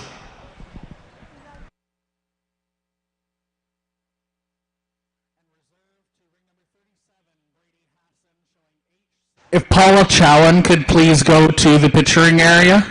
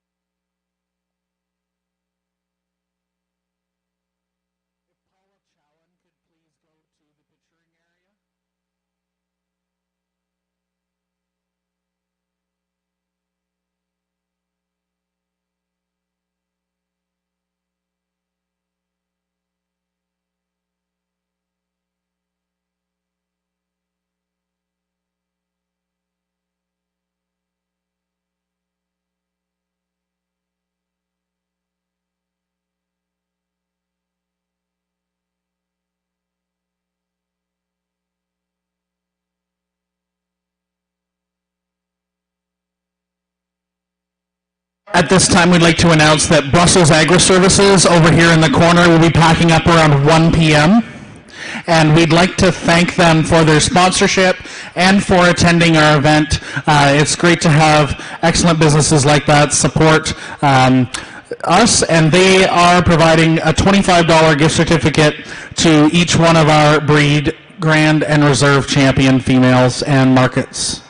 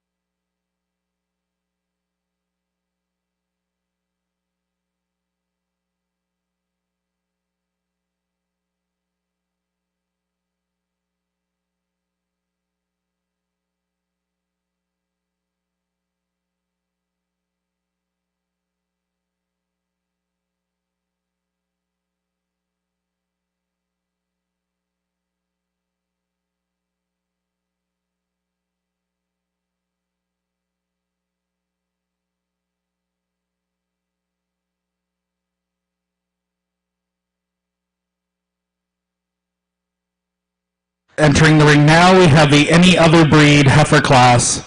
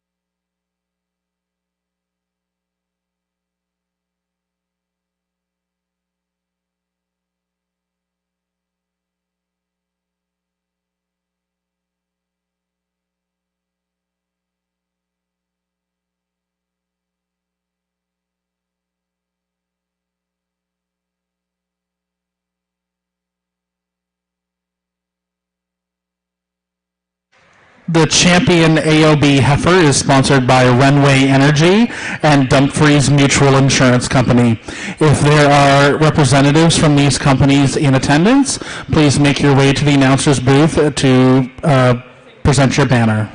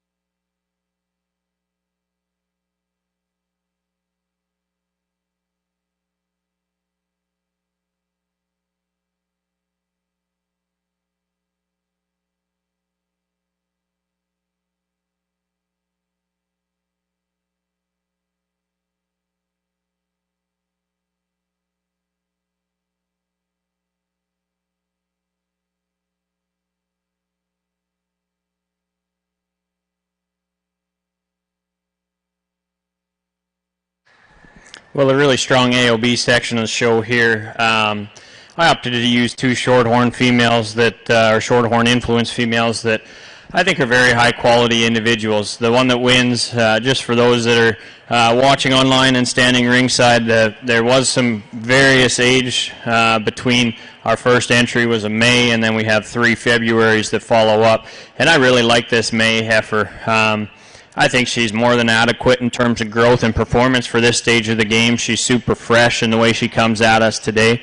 You know, I think just a really high quality balanced female. If I were to change anything about her, I think she could use just a nickel more coordination out of her hock as she gets out and goes. And you notice that when you get behind her and are trailing her, she does want to get just a little lethargic in terms of her movement on her hock. But I think a really high quality, high presented, high shown female to win the class. The heifer we come to next, I think it's a stronger discussion between second and third here, both with advantages over one another. I opted to use the longer fronted, longer spined, longer hipped heifer in the Shorthorn, and she's you know, one that I think just hits you with you know, a lot of cow power. She's super opened up at the center portion of her rib. She's big and square-footed. I would like to change how she plants and pushes off of her back two wheels when she goes. She does want to distribute weight a little bit unevenly on her back too, but this young lady does an awesome job sticking this heifer, a female that I think is just super long and useful in that respect. Now, absolutely, the maintainer heifer that comes to us next probably is, stouter in her build. She's stouter pinned, she's bigger backed, and probably maintains, more openness right behind her shoulder. With that, I think there's some give and take, and obviously breed characteristic comes into play here. She's the heavy-muscled, more terminal influenced heifer in this class that I think we just need to stretch out in terms of length of spine, length of hip, and again, I would change how she distributes her weight on her rear too. But I think a female, I really appreciate how opened up she is in her skeleton and how much true dimension she carries down the top side of her spine. The young man's Blue Roan heifer hit a really tough class here. A female that I love the extension in, how high tie-in she is. She just kind of shows herself out here for this young man. I love how proud and elevated she is from her shoulders forward, and then she's super level down her spine. Where I would like to change her is just soften her up in her center portion to compete with the three above her here today. But four really useful heifers that obviously have some differences, give or take a really nice discussion between 2 and 3 for me.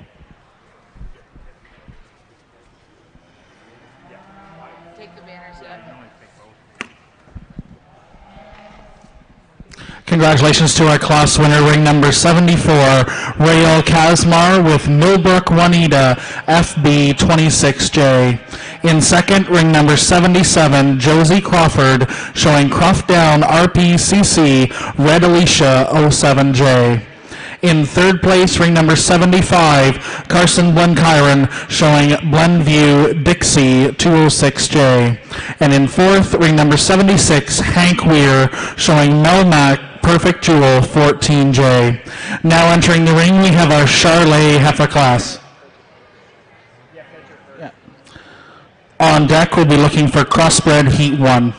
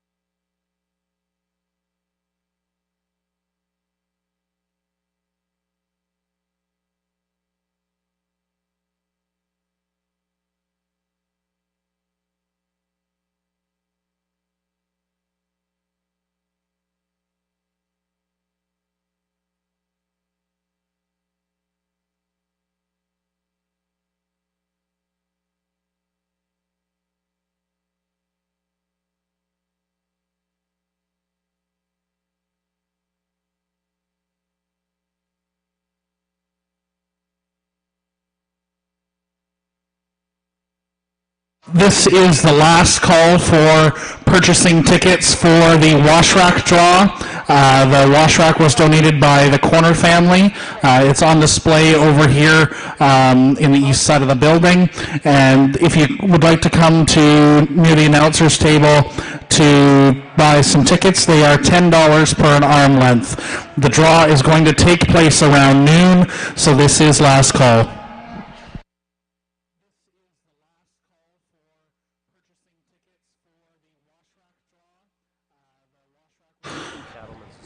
The sponsors of this Charlet heifer class are Huron Tractor and Brant County Cattlemen's Association. If there are representatives from these places, if they would like to present their banner, please come to the announcer's table.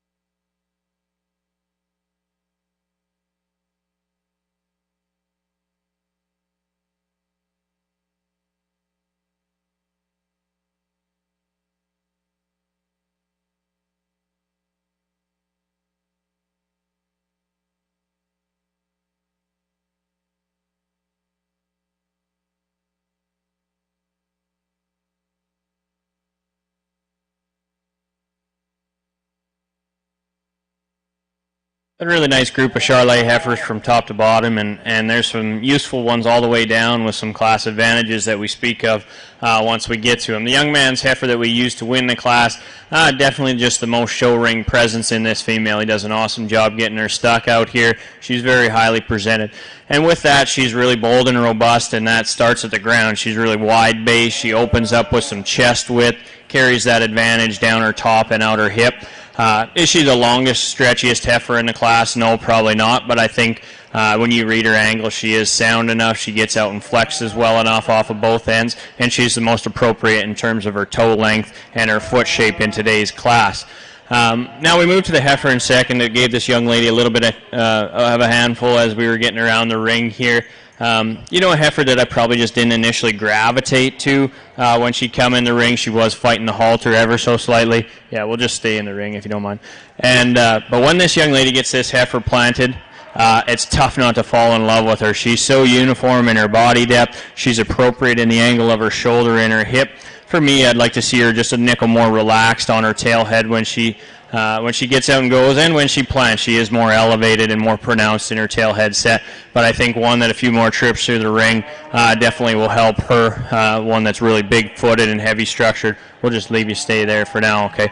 And, really good in terms of the way she's put together. The young man's heifer that comes to us next, one that just really doesn't do anything wrong in terms of the way she's designed.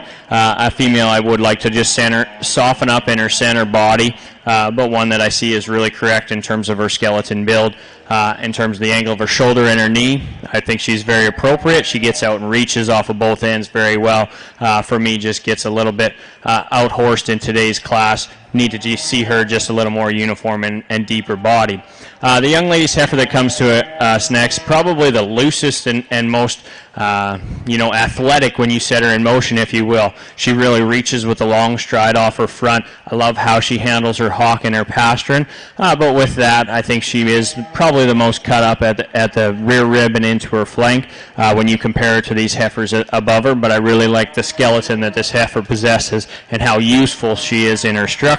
And that goes for the same thing, the youngest heifer in the class that the young lady's just spinning here. I think one that's just super well designed when you read her angles, super useful when you set her in motion and asked to go. She flexes off of both ends, but just gets outpowered in today's class. And I wonder if there's enough true performance in this calf when you get her in with some Januaries that are only a month older. I wonder if there's enough true performance, but I love the build of this heifer. The two females we ran the class off with, just two that I would change some foot structure issues on. I would like to see them just a little bit deeper heeled in today's class, but two females that are super useful in the way they get out and move. I love how level they are out of their spine and their hip. We just need to see a little more heel depth underneath these two.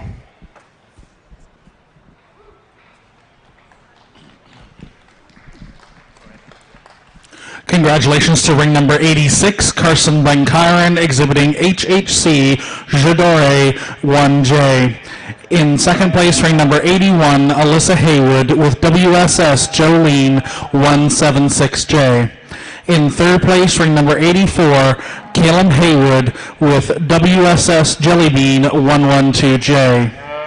In fourth place, ring number 83, Michaela Lott with JDP Jewel Pack 9J. In fifth place, ring number 80, Bogart Lady Jezebella 11J. In sixth place, ring number 79, Vanessa Boudelier with Bogart Lady Jessica 13J. In seventh place, ring number 82, Miranda Gibbons with Bogart Princess Jewel 8J. This was our champion Charolais heifer class, sponsored by Huron Tractor and Brant County Cattlemen's Association. In the ring now, we're looking for heat number 1 of crossbred heifers.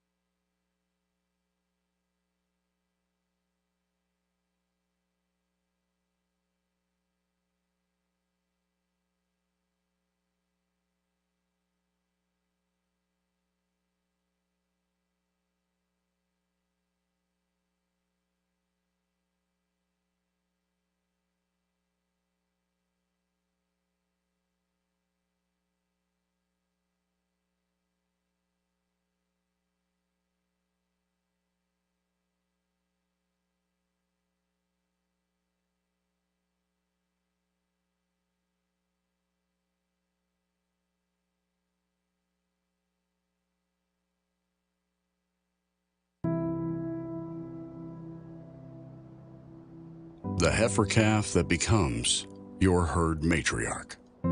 The hush from the crowd when your calves step across the scale on sale day. And the accolades when the gavel falls after the last lot sells. The road to these accomplishments starts well before dawn and continues late into the night.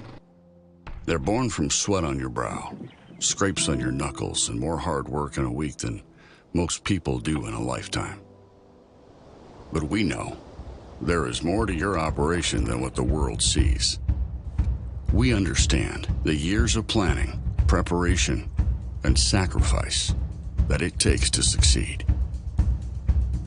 At Gen X, our philosophy has always been cow sense and science.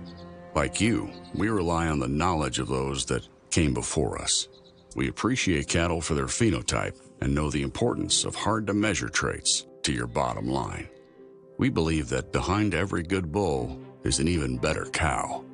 At the same time, we know that to be successful for generations to come, we must embrace today's data-backed technologies, utilizing EPDs and genomics to ensure our bull lineup is second to none in every way that counts. At its core, Cow Sense and Science. At this time, we'd like to thank some of our big sponsors for the weekend: Middleport Mechanical, Bovatech, Burger Barn, Clark Drainage and Family Farms. Those are all of our big sponsors this weekend. They have been a great part of our event. Stewart Livestock and Welding has been another excellent sponsor. The Haywood family sponsored our curtains here this weekend, so that we had some nice backdrops to go against. And the Stewarts were able to bring in some of their windbreaks for that as well. So we'd like to thank them again for their support. Let's have a big round of applause for our sponsors.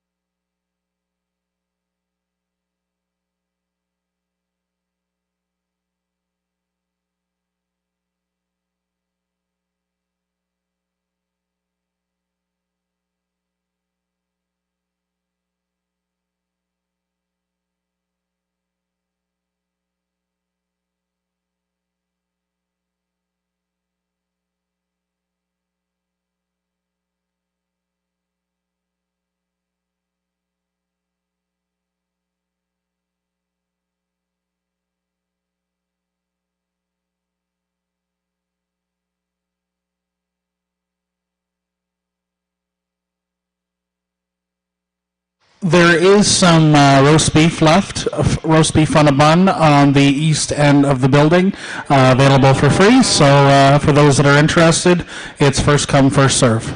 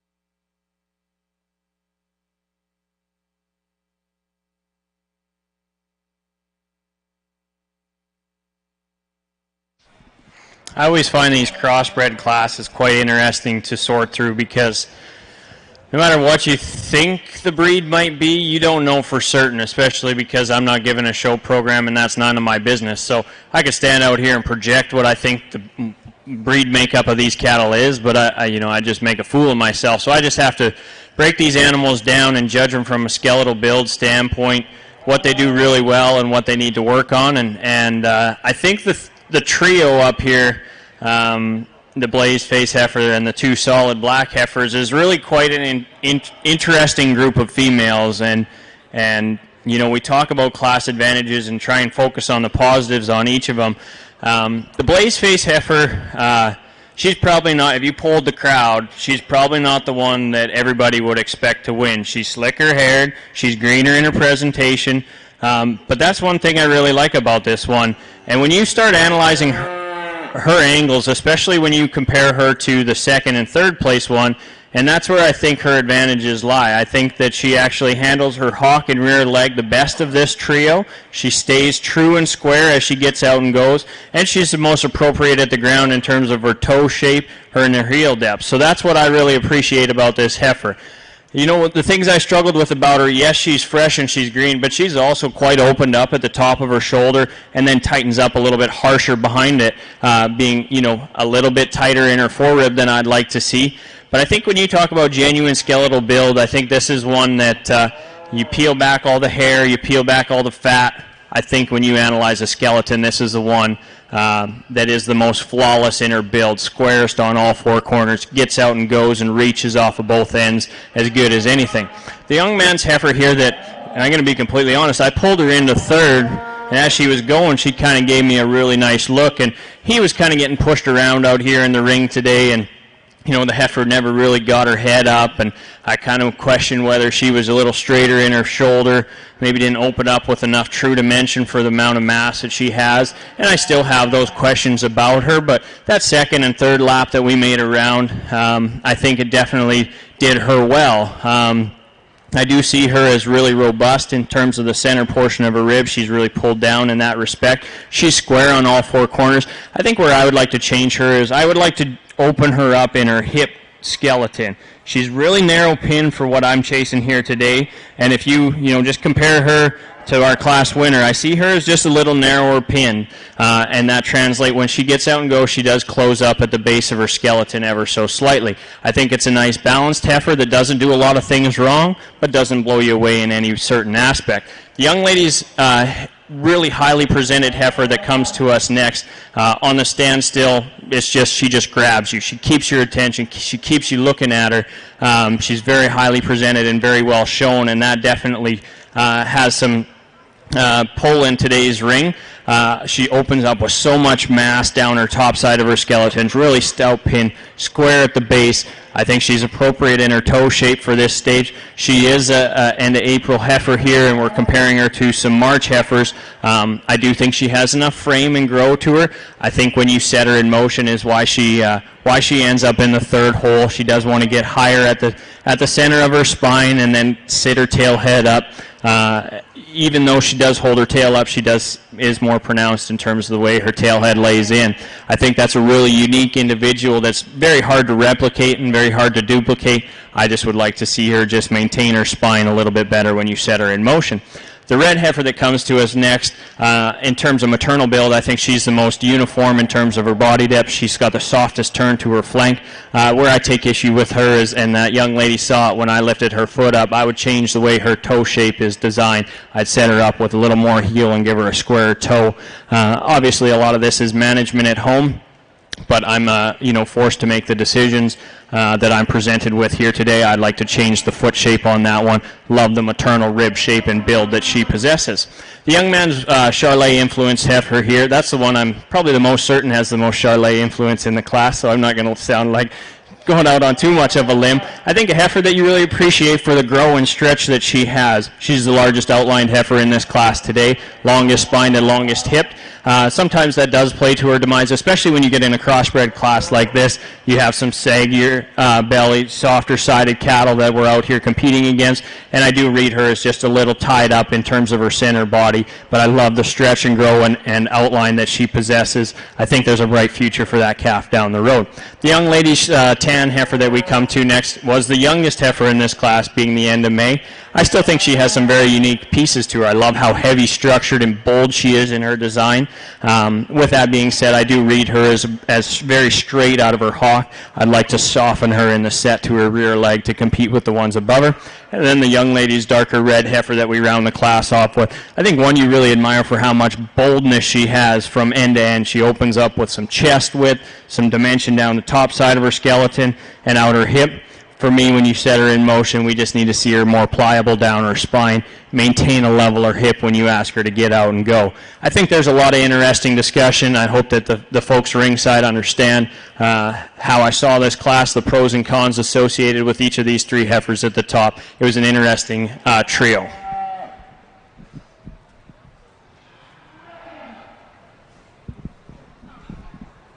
Congratulations to our class winner, ring number 91, Jeff Rizier, with Sherry Lynn, Get It Girl Beauty.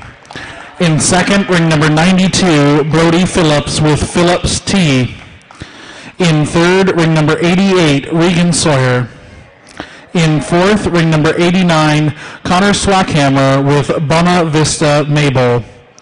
In fifth, ring number 78, Michaela Watson. In sixth, ring number 87, Presley E.B. And in seventh, ring number 147, Heidi McFadden.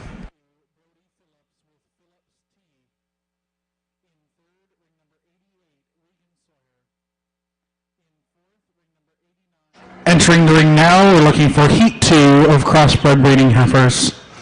Following that, we will do our champion Crossbred heifer, followed by our Galloway class.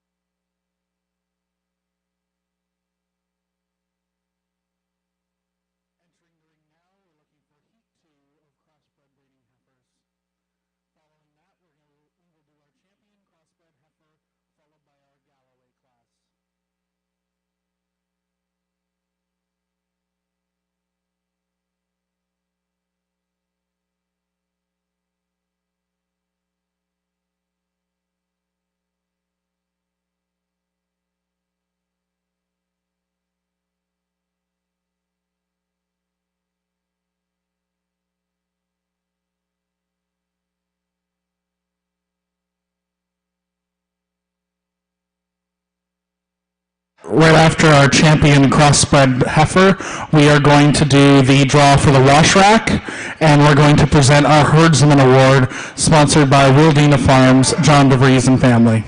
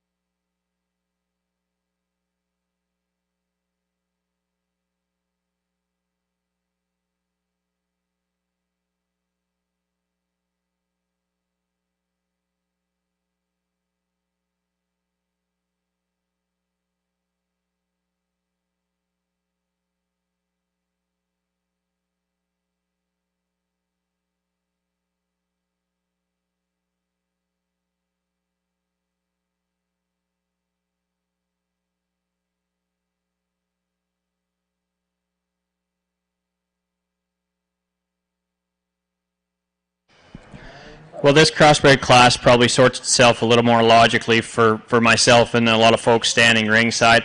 The gray heifer is an easy class winner in my mind when you consider structural build with some maternal look to them, foot quality and all, tying it all together in a nice attractive package. And this young lady does an awesome job presenting her and showing her, I think, definitely an easier class winner for me. I think there is some discussion once you get past that. The young lady's black heifer that we move to next, just doesn't do a whole lot of things wrong. She's sound enough when she gets out on the move, level enough spine, level enough hip. She is a little more elevated in terms of her tail head set, especially when you set her in motion. It's a little more noticeable then.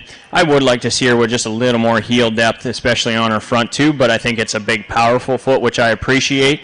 I think a heifer that's bold enough sprung, maternal enough in her rib cage, still fresh enough in her chest and her front end, just doesn't have the wow factor that our gray heifer has at the top of this class. The heifer we come to in third is probably the problem heifer of the group.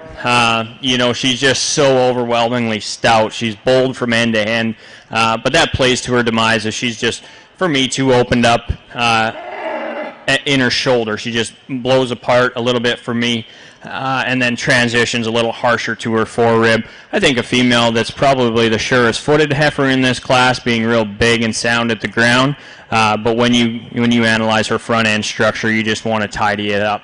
The heifer that comes to us next, I think, is probably the highest presented, nicest profiling heifer in this group. I take a little more concern about her when you set her in motion. She does come apart at her hip-loin junction, and then you notice a little bit how much harder she is in her foreribs than some of these other ones at the top end of this class. I think this female has some useful pieces to her. I also think that there's some hair that's missing underneath that plays to her demise, as she looks really quite cut up, from her rear rib to her flank and from her center rib up into her forerib. I do believe that's a little bit of a hair issue, but I think when you start analyzing her structure, you want to see her maintain a little bit leveler loin and then a leveler hip when you get her out and going. The young man's heifer that we come to next, again, one that's super long and you really appreciate the body composition that she has. When you ask her to go, you just want to loosen her up in her rear structure, give her a little bit longer stride off her rear too. I love the length of body and length of hip in this heifer. We just need to see her get out and go a little more fluidity today. A nice top end on this class.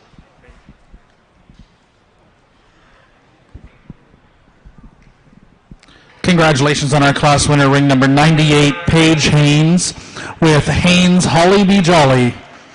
In second, ring number 94, Morgan McIntyre, with HILB JASS Gratify 160J. In third, Ben Rhodes. In fourth, ring number 96, Brady Hassan with Beth Dutton. In fifth, ring number 93, Logan Lassaline. Now entering the ring, we have our champion crossbred heifer class. Following that, we will be doing the draw for our wash rack and presenting the Herdsman Award.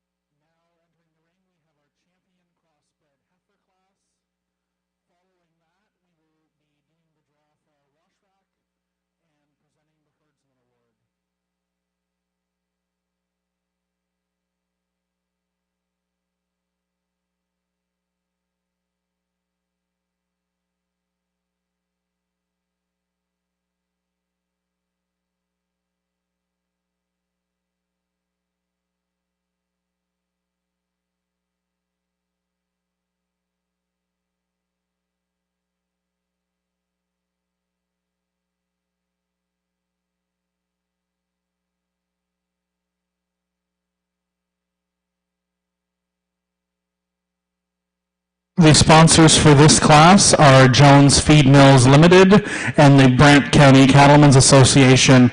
If there are any representatives from these businesses, please go to the picture area. Congratulations to ring number 98, Paige Haynes, on your champion crossbred breeding heifer. And reserve to Jeff Riget with Sherilyn Got a Girl Beauty as your reserve crossbred breeding heifer.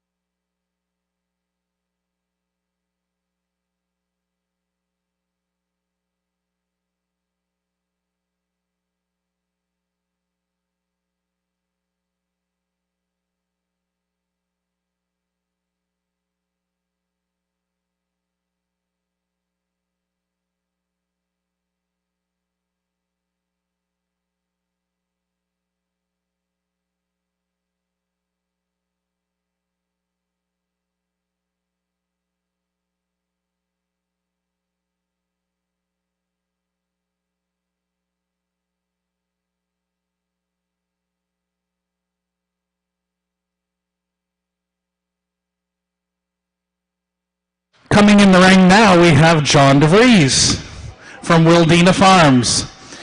He is going to present our Herdsman Award this year. He takes great pride in how his pack looks and his farm, and we're very happy to have him a part of our committee and also a sponsor of the event. So he's put together a Herdsman Award to recognize in this case, a family that has put a lot of work into their display, and I think John would like to say a few words about it and announce the winner.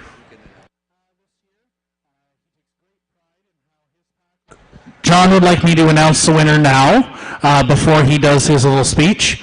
So if we could have the family from Tonette Simmentals come into the ring.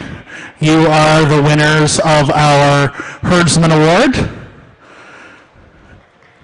Let's give them a big round of applause.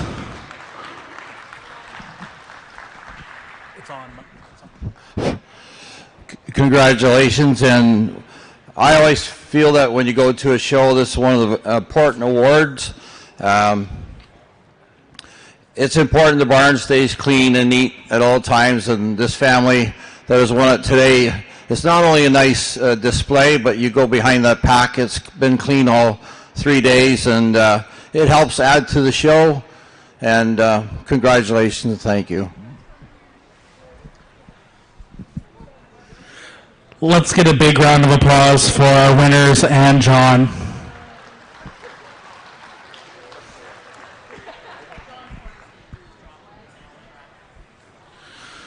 And coming now, we have John Corner. He is going to do the draw for the wash rack that the Corner family has donated. Do we know how much we raised?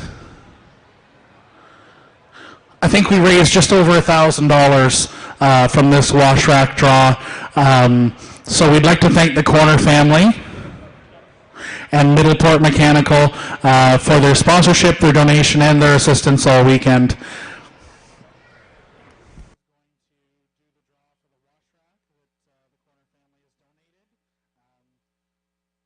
Ticket that we are drawing is white and green. It is number 0945002.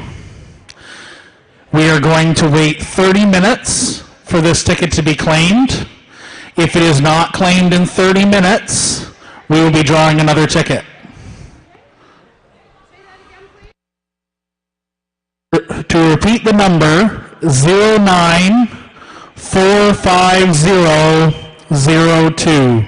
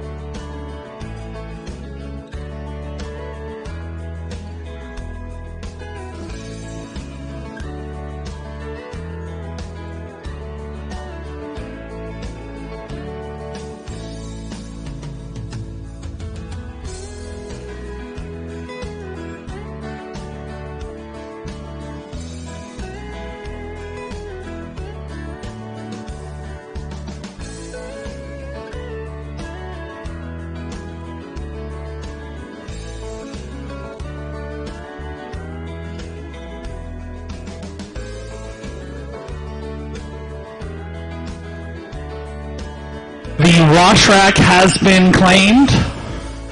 The winner is Logan Lassaline.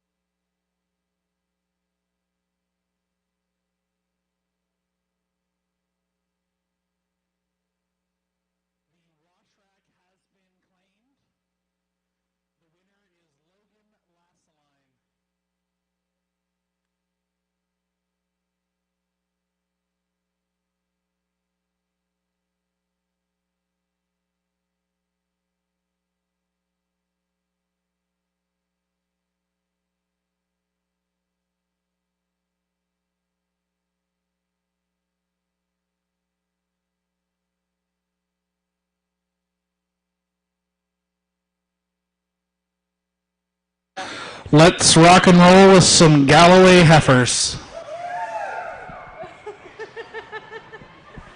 The best group in the house, eh? You know they just go and drink. On deck, we'll be looking for Hereford heifer heat number 1.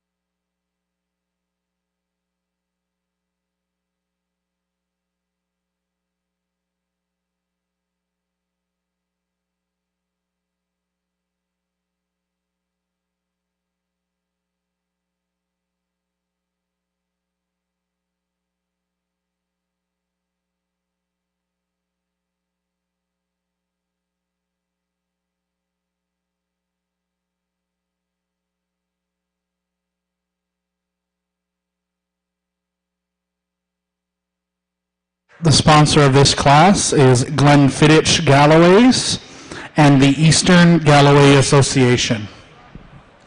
If there are representatives from these companies, please come forward to the picture area.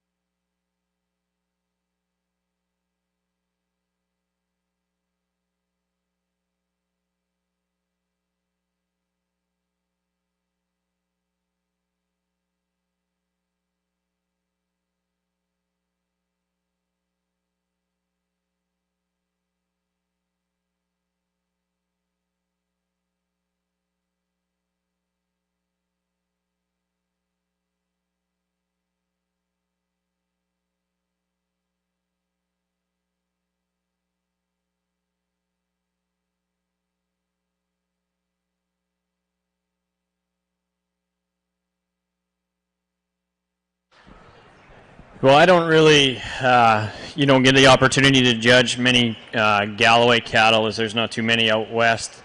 And you can just see in this class of 4 that there's obviously some significant differences when they're solid black versus when they have the belt.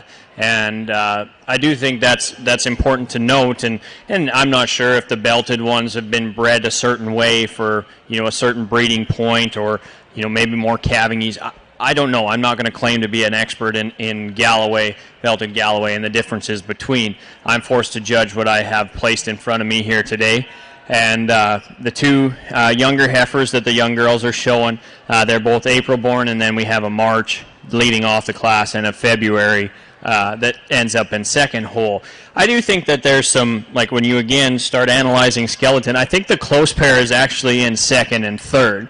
And that's where we'll talk a little bit more about how those skeletons are made. The class winner here obviously has been given this young man a little bit of a hassle in the ring here, but when he gets her planted, it's pretty tough to beat this one. I think she's, the most. She combines the most good. She's super elegant and high tying at the top of her shoulder, but then opens up with a real robust turn to her rib cage, stout pin. And I actually see her as probably the most ideal in terms of her angle to her shoulder. She's never really got out and just gave us a nice long walk where you could really analyze how she flexes off of both ends.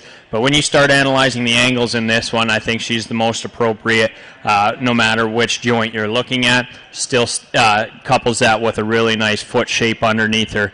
I think an easy class winner in this young man's heifer. I said it was a closer pairing between second and third because the solid black heifer for me, for a February, she might get out horsed by our March heifer, and those Aprils are catching her quick too. I see her as a little more upright in terms of the angle of her shoulder, straighter out of her hock, and more upright in her pastern. But with that, she does open up with more true and natural dimension directly behind her shoulder than our third place heifer. If I were to combine the two, I would really like to put the skeleton of our third place heifer in our second place heifer. I think this heifer is dang near ideal in terms of how she gets out, maintains her spine and her hips. She's flexible off of both ends. But again, just a little bit underwhelming in terms of size and performance when you stick them in a class here with some big, stout, solid black heifers. I do like the skeleton build on that third place heifer a great deal, and I think there's some really useful qualities on her. The young lady's heifer that we round the class off with is probably the narrowest based heifer in this class here today, but I also think there's some usefulness.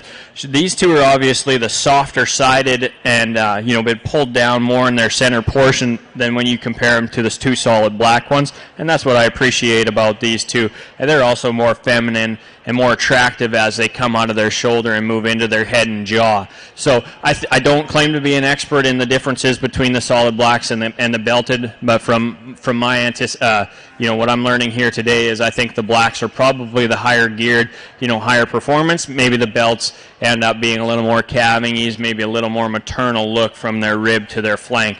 A nice, interesting class. Sure was a pleasure to be a part of this breed.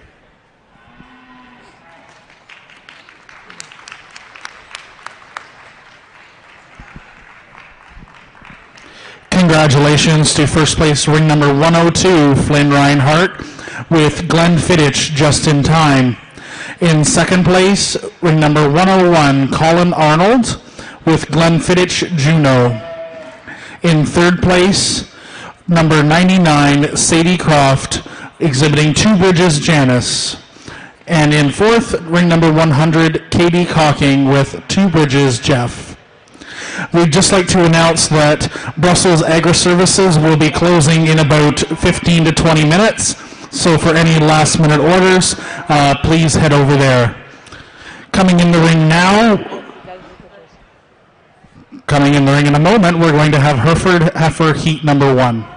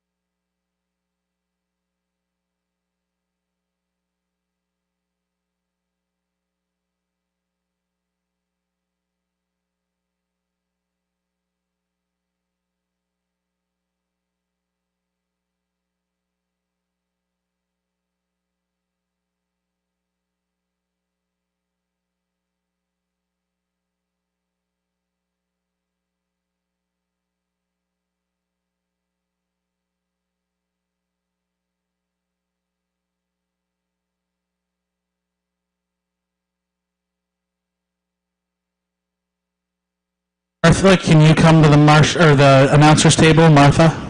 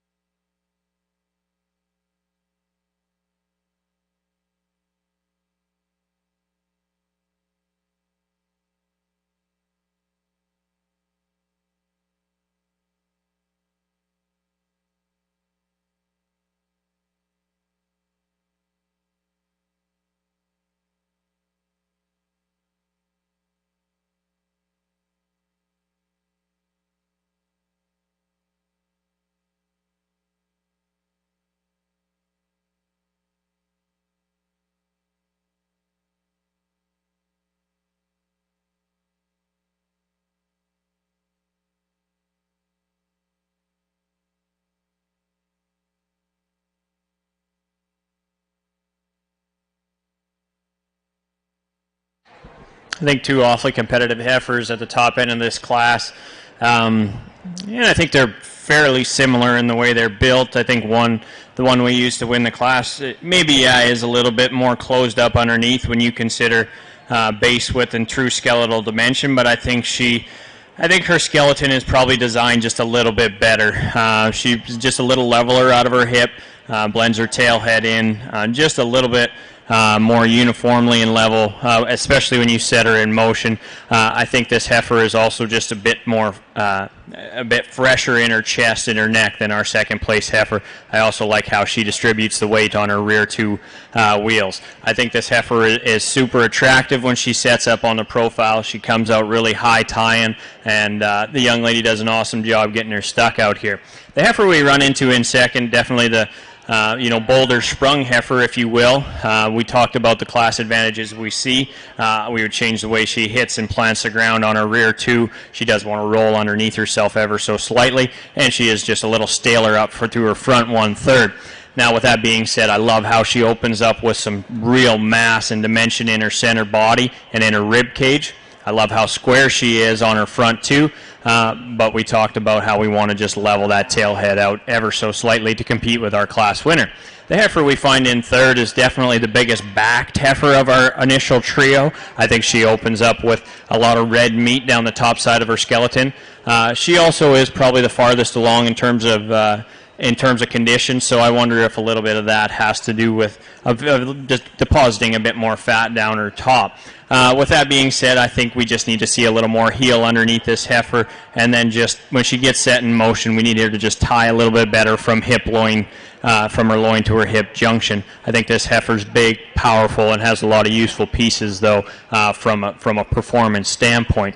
The young lady's heifer that's the youngest in the class, a heifer that I initially am drawn to just for how fresh and attractive she is from her shoulders forward. I love that about her. I think she's actually wide enough skeleton for her age as well. She reads with some genuine pin width and some hip dimension. Where I take criticism on her is she does want to set up just a little straighter and squarer out of her hock, and then as she transitions from rear rib to flank, she does get a little bit elevated in that respect, but I think a heifer with some genuine pin width and hangs with the big dogs, considering she's the youngest in class here today. The young lady's really dark, conservatively marked heifer, if you will, is certainly attractive. I think she's super level down her hip and top. Again, we talk about how they want to get outside themselves on her back too. We want to see her distribute her weight a little more evenly on her back 2 feet.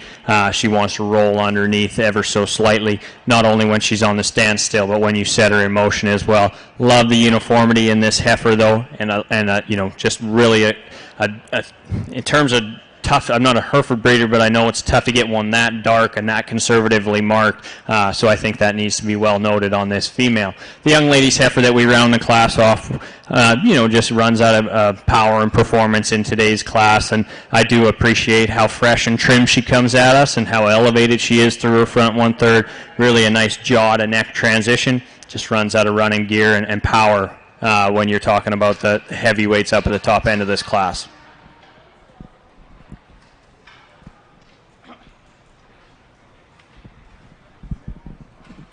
Congratulations to our first place heifer, number 105, exhibited by Katie Elmhurst, Elm Lodge Jenga 45J. In second, ring number 106, Katie Cox, exhibiting Double H Zumba 403J. In third, ring number 108, Kaylee McNaughton, exhibiting CCR 173D, Donna 21J. In fourth, ring number 103, Rebecca Hess, exhibiting Kids 5150, Jacqueline 8C8J. In fifth, ring number 107, Hannah McDonald, exhibiting JWB 8300F, Taylor 402J. In sixth, ring number 104, Rebecca Passo, exhibiting Concordia Miss Calypso 6J. In the ring now, we have Hereford Heat number 2.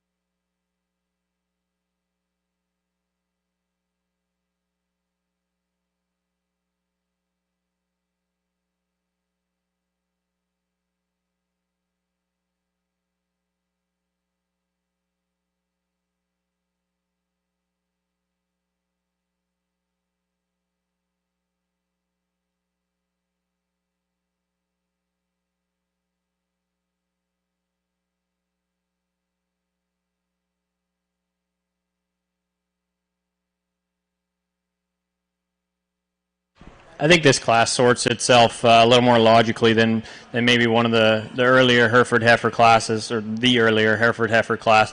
The class winner, I think, just tough to find a hole in. I think she's balanced, she's attractive. She comes at us, fresh enough in her chest and in her front end. She gets out and floats around this ring with some flexibility off of both ends. I think in a perfect world, you'd like to see just a little more heel underneath this heifer, but, that's getting awfully critical of one that just does a lot of good things and balances up as good as any in this ring. The one in second, I think, finds a logical home there. She's, yes, the oldest heifer in this class, and she's just overwhelming in terms of her power, size, and stature, especially in this class as you move down the line. Where I take a little bit of criticism on this heifer is just when you ask her to get in motion, she does want to get a little uncoordinated down her spine, tighter in her loin junction, but a heifer that you just cannot deny how much total volume and power there is in this one. And she does so being, relatively clean and attractive from her shoulders forward. So I think it's a nice combination heifer. We just need to see her get out and go just a little bit level or topped. The young lady's heifer we come to in third, another heifer that just doesn't really do a whole lot of things wrong. She's balanced, she's long, she's smooth. I love her transition from shoulder to forerib and how she deep and just soft she is as she ties into her flank. With that, she's just a little more common in her hip design. She's flatter down into her stifle when you compare her to the two above her. But I think that this heifer it's just a problem-free heifer in terms of how flexible she is off of both ends and still maintaining an attractive shoulder and head and neck. We just need to see her a little more explosive and expressive in her lower hip when you get them in with these a couple of these other heifers that run at the top of this class. The young lady's heifer we come to next is one that I probably, for me, just a little bit, staler in the way her chest and her neck is. She's a little, pushing a little bit of extra fat down into her udder than I would like to see at this stage of the game. But I do think she's a relatively problem-free heifer. I love how square she sets up and true at the ground. She goes from hock to ground, really nice, square and true. For me today, I think with that much condition, we just need to see a little more rib and body and flank to compete with the ones above her today. The young man's heifer that comes to us next, love the skeleton on this heifer, actually. She reads really appropriate in her angles of her shoulder, hock, and pastern. With that being said, she is a little chuffier necked, a little thicker throated, if you will. And then you look at the, from a performance standpoint, you wonder if there's enough go in this heifer as she reads a little shorter in her cannon bone. But I think when you analyze the skeleton and the design of this heifer, there's a lot to love about her moving forward into production. The young man's heifer we round the class off with, another one that just probably gets outpowered and outhorsed, maybe outmanaged from a feed standpoint in today's game, but I think a female that, she reads super nice in terms of her levelness, and her design just runs out of power and mass when you put her in this big class.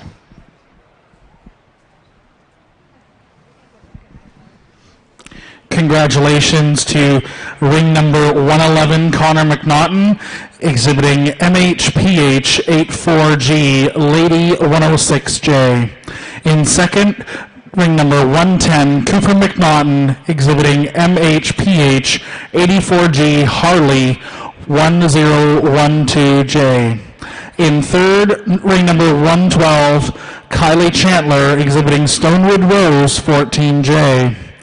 In fourth, ring number 14, Emma Hulse, exhibiting KLR Denise 15J. In fifth, ring number 115, Jacob Ball, exhibiting JWB 6153 Jade 310J. In sixth, ring number 116, Ethan Passo, exhibiting Concordia Golden Gem 5J. Entering the ring now, we have Heat 3 of Hereford Heifers.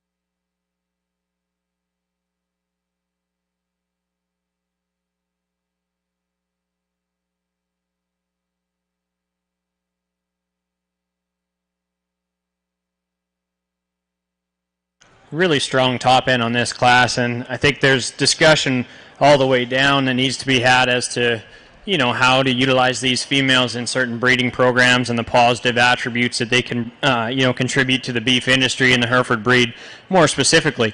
The young man's heifer that wins the class, you know, just the one that's just overwhelmingly powerful. Is she, you know, probably the farthest along in condition? Absolutely.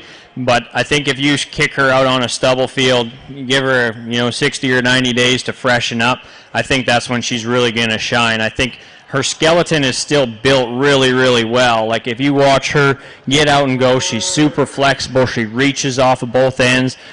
Even though she is carrying a little extra condition for my liking today, I think you still strip that heifer down and there's a really useful, well-built skeleton underneath her. She couples that being wide gauge and explosive. Obviously an easy keeper as well, which is tough to do with that good skeleton underneath. I think this animal, you know, is very well designed, so I commend this young man.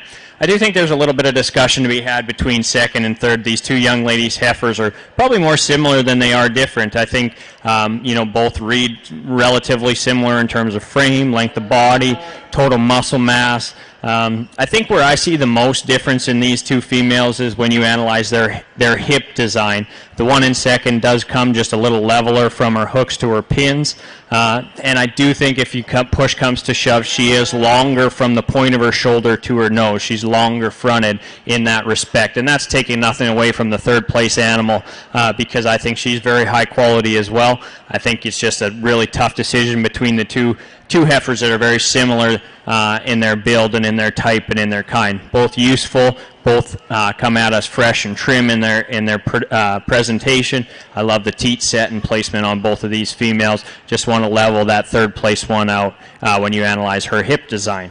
The young lady's heifer that we come to in fourth, a female, you just can't build one much better from her center portion to her rear rib and flank. She's just so pulled down there. She's so uniform in her depth. I love that cowy look that she gives us in her rib cage and in her teat set and placement.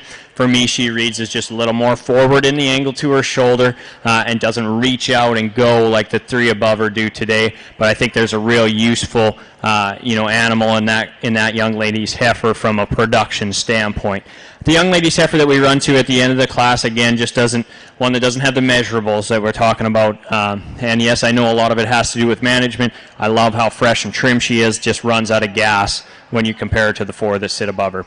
Really nice top trio with some discussion to be had between the three at the top.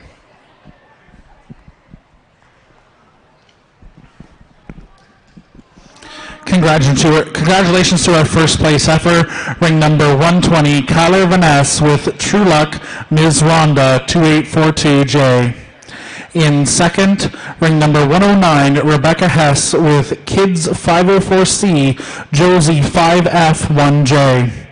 In third, ring number 118, Addison Newman with Alder Creek Jazz 124J.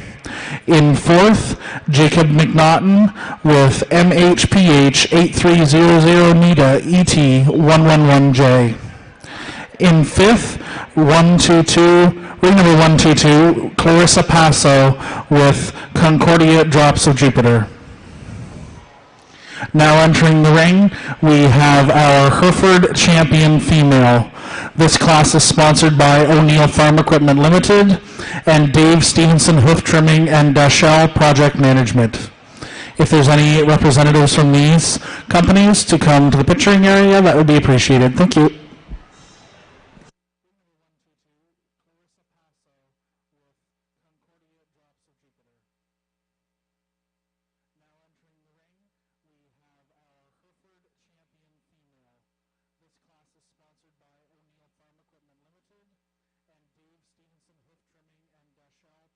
We'd also like to thank the Ontario Hereford Association for sponsoring prizes for each Hereford exhibitor, as well as Champion and Reserve donation prizes as well. As well as Champion and Reserve donation prizes.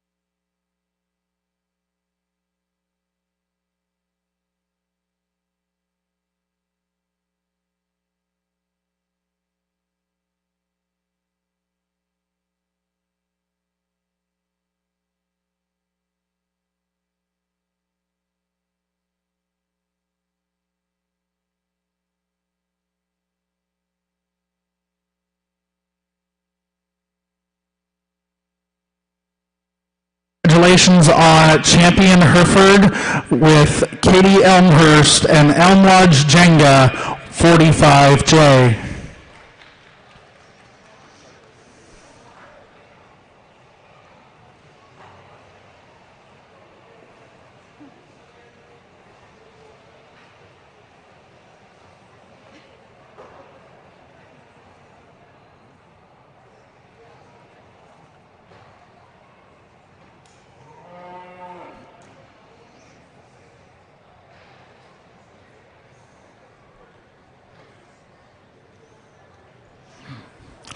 Congratulations to ring number 120, Kyler Vaness with reserve champion Hereford female.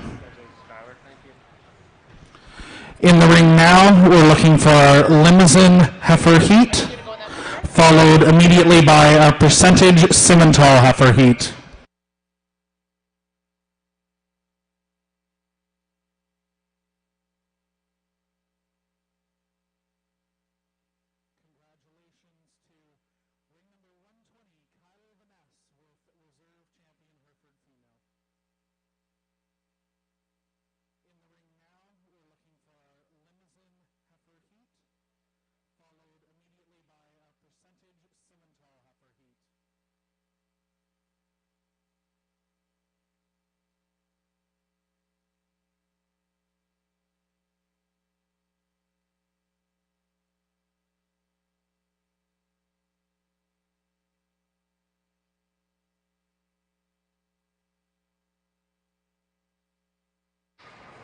We need 2 trucks moved, license plate AT61474, a white GMC, and Hassan's red truck. They're parked in front of the poultry building. We need to move those to pump out the tank.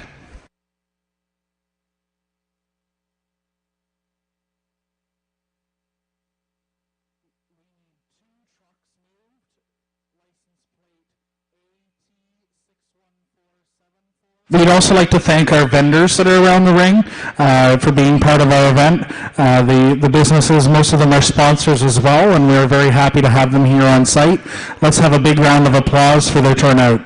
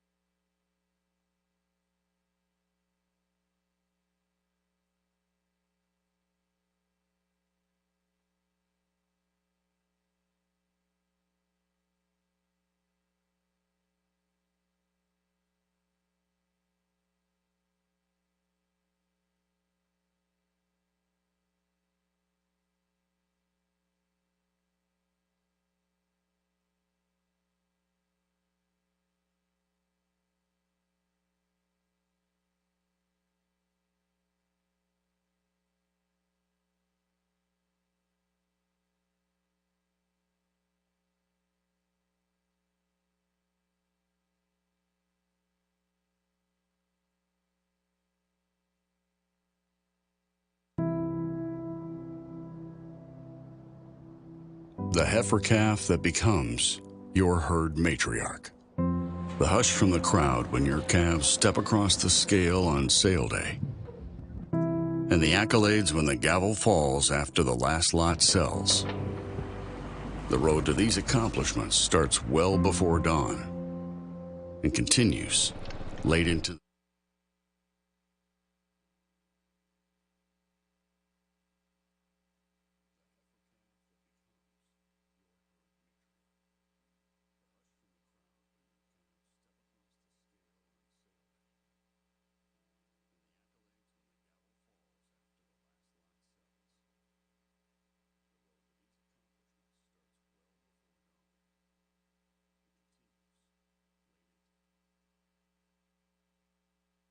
Now entering the ring is our limousine class. This class is sponsored by BZ Acres and Air Farmers Mutual Insurance Company.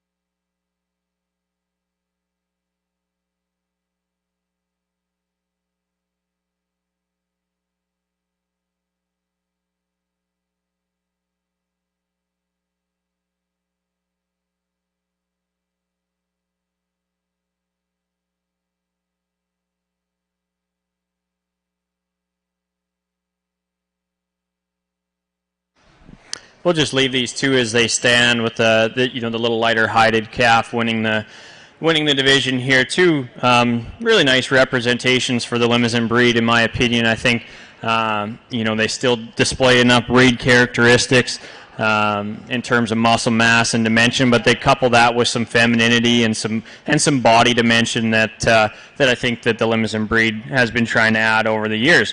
The heifer that wins the class is probably just more my style of heifer in terms of frame size. She's got a softer turn to her rear rib and flank. She also probably gets out and flexes with more authority on her hock and pastern. So I think those are the class advantages that she sees. That's taken nothing away from the large outlined high-performing heifer that we find in second, a heifer that's jet level down her top and out her hip. But with that, she sets up a little straighter on her rear hock and pastern, and we just want to pull her down in her center portion just to compete with the one above her. Two really nice heifers, though, in our Limousin division.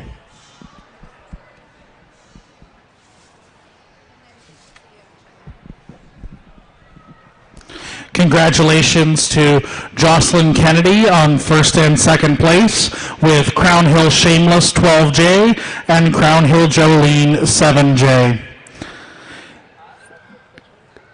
After a quick picture, we will have our percentage Simmental heifer class.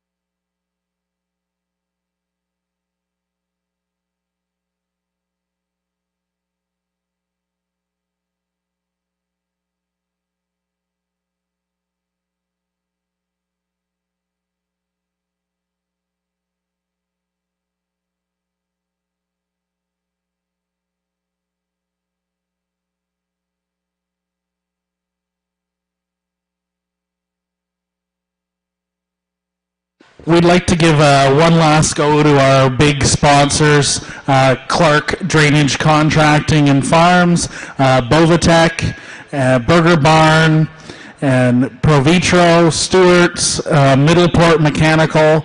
All have been exceptional sponsors this weekend. Let's give them one other round of applause.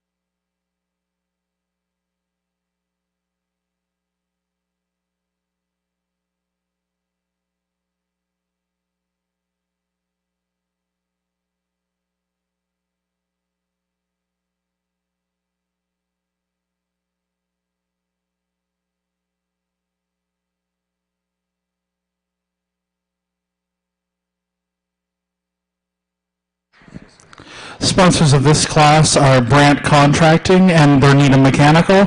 Representatives of those could go to the picture area for pictures if they wish.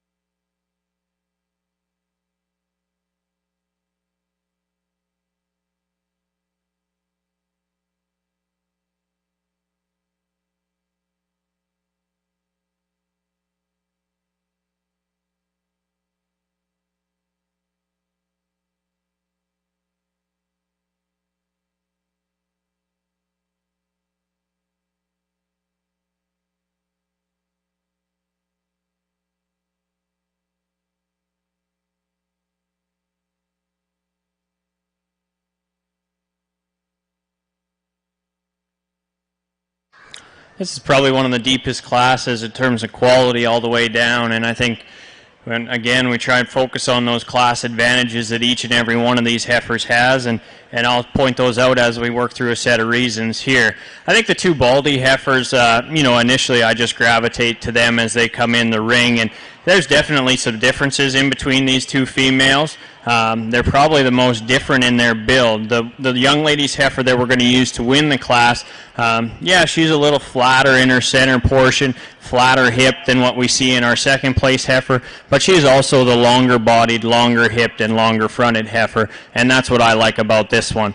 I think that, when you ask these two females to go, I think she maintains a leveler spine when you set them in motion, and maybe that's just maybe correlated to the fill. I do see the second place heifer is awfully full today, and that does want to get a tick tighter in her loin and higher, and maybe a little roachier in her top. But I think both really high quality elite individuals that I opt to use the longer bodied, the one that maintains the spine when you ask her to set in motion. Two really, really good ones. The young lady's heifer that comes to us in third, I think a really fault-free type of a heifer. We do have a lot of age gap in these females, all the way from a May to January, so we have to keep that in mind when you analyze these. And I see this heifer is big enough for sure. A female that reads real cowy in her rib design. I love how explosive she is in the center portion of her rib. Stands square and true on all four. Just a female that runs out of some of those aesthetics that we look for and that we find in our top two class winners. These ones just come out here and you just initially gravitate towards them. This heifer is just really, really nice. Does she do anything over the top exceptional like our two class winners? No, but she's just a really sound, functional heifer. The heifer we come to in fourth is our May heifer. She's the youngest, also shown by the youngest junior member I think we see out here today. And that's pretty awesome to see, this young lady doing such an awesome job with what I'm guessing is her first project and her first time around the ring. I do think there's some really useful pieces in this female as well. I think she's big enough for a May. When you compare her, especially because we're now standing beside January's on the other end, I definitely think she's got enough grow and stretch to her. I see her as just a little flatter footed in today's class, but a female that I think down the road, especially when she gets into her own age divisions in May, I think will definitely shine. The star-faced heifer we come to next is the one that I think reads with a lot of cow power. I love how explosive she is through her center body. She's moderate in the way she's put together. For me, I think when you start at the ground up, I just want to see a little more heel underneath this heifer. She's flatter. When you ask her to go, you just want to see her with a little more depth of heel. But a female that I think is balances up really nice, really explosive in her rib cage, and reads as a kind of the cow prospect of the group. We just need to see a little more heel depth and some of those show ring aesthetics that we see in our top two. The young lady's heifer that we come to, and in any other class, she probably doesn't end up last. I think that's a heck of a good heifer. This young lady does an awesome job getting her out here, getting her shown. The heifer's super up-headed, easy to show for this young lady. In this class, when you get her out here on the dirt, she does look a little shellier in her center portion, but she is the largest outlined, highest growth heifer in the class as well. So I take that with a grain of salt. Where I see a little bit of issue is she just reads a little more forward in terms of the angle of her shoulder, and she really opens up at the base of her shoulder. I like the chest width about her, but I'd like to close her up and refine her at the point of her shoulder. I think a really interesting class, probably the strongest class from top to bottom that we've seen all day, where some tough decisions had to get made. Congratulations to these exhibitors. Yeah, for sure. Congratulations to ring number 128, Jordan Phillips, exhibiting J74 R&R Jesse. In second, ring number 127, Jackson Corner, exhibiting TSF DLS Miss Magnolia J41. In third, ring number 129, Emily Hartle, exhibiting JCSC Lucy J10. In fourth, ring number 126, Peyton Gilchrist. In fifth, ring number 131, Peyton Hastings, exhibiting SSC She Broke Me 10J. In sixth, ring number 130, Felicity Groves, exhibiting SSC Angel Eyes 2J. Following a short picture break, we will be beginning our Shorthorn heifer Heat 1.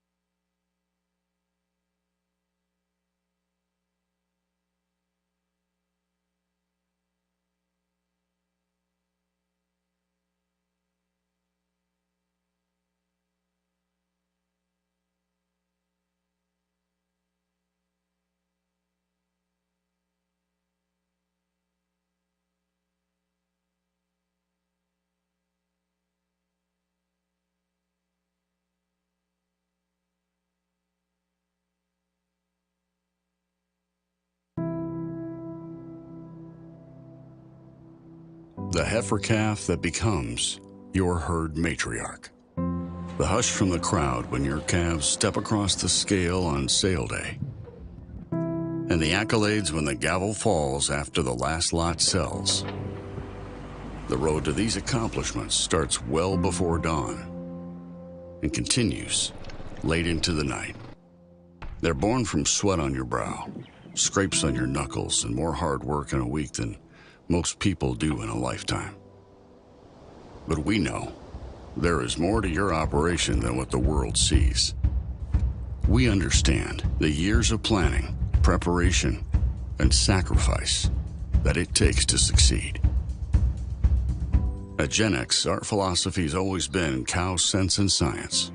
Like you, we rely on the knowledge of those that came before us. We appreciate cattle for their phenotype and know the importance of hard-to-measure traits to your bottom line.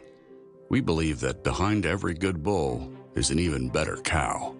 At the same time, we know that to be successful for generations to come, we must embrace today's data-backed technologies, utilizing EP. Let's go with Shorthorn Heat 1.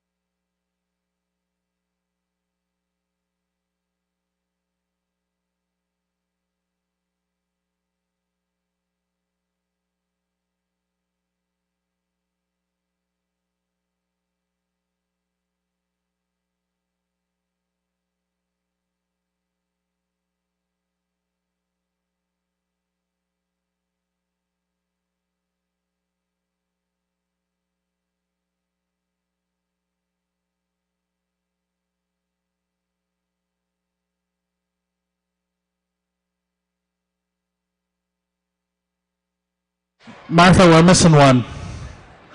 William McNevin.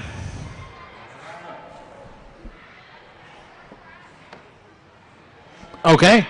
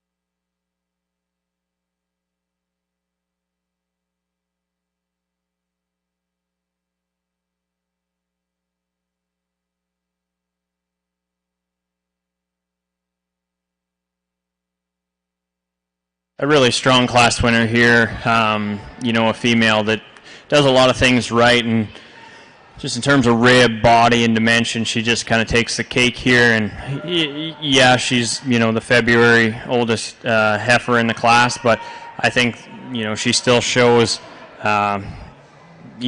acceptable enough of growth and dimension when relative to the two that you see sitting below her. I think that this heifer is really nice, flat-shouldered, super soft turn to her rear rib and flank. I guess if I'm getting critical on her, the two other heifers are probably a little more chiseled in their neck and jaw lines, but to get one that's soft-sided, you got to take a little bit of front end with it. I like this heifer quite a bunch. The heifer we come to in second, I think it does become a little bit of a discussion between second and third. I just see the second place heifer is just wider gauge from end to end, and she couples that with a really attractive front 1/3, a female that handles her hock more appropriately than our third place heifer when you ask her to set and go in motion. When you stand her next to the big, heavy other February, you question whether there's enough true natural performance, but I think that, maybe just a later maturing type that's just going to take a little more days to hit that growth and frame and stretch. The March heifer that we round the class off with, you want to talk about one that's super sleek and trim in her neck and jawline. This is it. She's super flat and elegant in that respect. But for me, I think we just need to soften her up in her center body and then just give her a little more flexibility out of her hip and hind leg in today's class. But a really nice, good-haired, elegant fronted heifer to round it out.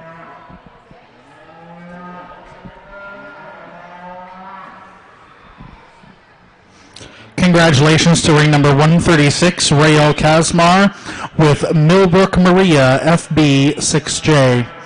In second, ring number 135, Blair McGlashan, with Glenview J-Lo, 215J. In third, ring number 132, Carson Byrne with BBO Countess 11J. In the ring now, we're looking for heat number 2 of Shorthorn heifers. On deck, we'll be looking for champion Shorthorn heifer.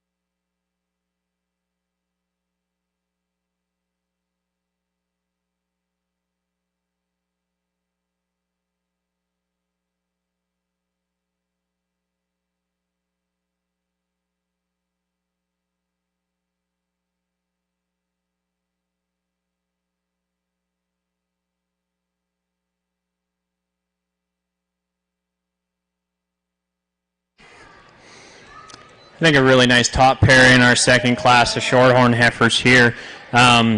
Just so everybody makes note that the heifer that ends up in second is an April born, in with some Februarys and Januarys. I'm not sure, just ended up in this class for some reason, just so everybody's aware of that. And when you get these two side by each, you have a January and an April, and you know, they're fairly relative in terms of frame. I'd almost give the advantage to the April in terms of you know, total size and dimension, and maybe even weight today, but you know, we judge them as we see them, and when you start analyzing you know, just their skeleton and their build, I think that they're both very adequate. I think that the white heifer, predominantly white heifer, is nice and square and true on all four corners. You know, she's definitely striking. She's definitely the bloomiest out here. You can tell she's got the most rig on her,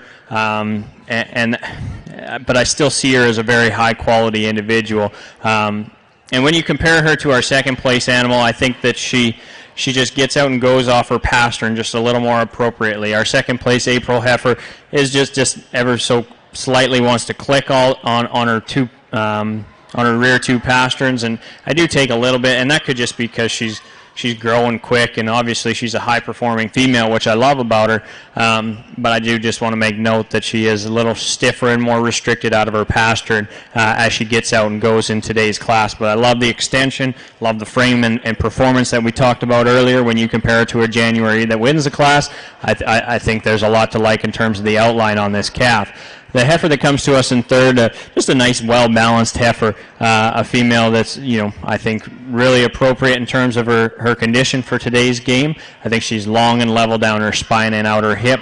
In today's class, I think she just runs out of horsepower and total measurables when you compare her to the two that end up winning. But I think a nice, useful build heifer that just has a lot of future and potential in front of her. The two roan heifers that we come to next, two females that are you know, just a little plainer and more common in the way that they're put together. They're a little flatter and more nondescript down their stifle, maybe a little frailer at the ground, if you will, in terms of their bone work and structure. But I think females, obviously easy keeping types. As you can see, they're putting on you know, weight at this stage of the game. They're you know, they're the easy keeping, easy feeding type of females that you just want to pasture full of. We just need to maybe stouten up their structure a little bit to compete with the ones above her. And then the young man's dark red heifer that we end the class with, a female that you know, just maybe doesn't have the quality of presentation that some of the ones above her do, but I think a useful green. I love how green she comes at us, and she's going to, you know, be a female that has some useful parts as you move forward into a breeding production system. I love the dark red color and the, you know, the attributes that she brings in terms of being opened up in terms of the top side of her skeleton. Just runs out of some of those aesthetics and extras that we see in our class winners.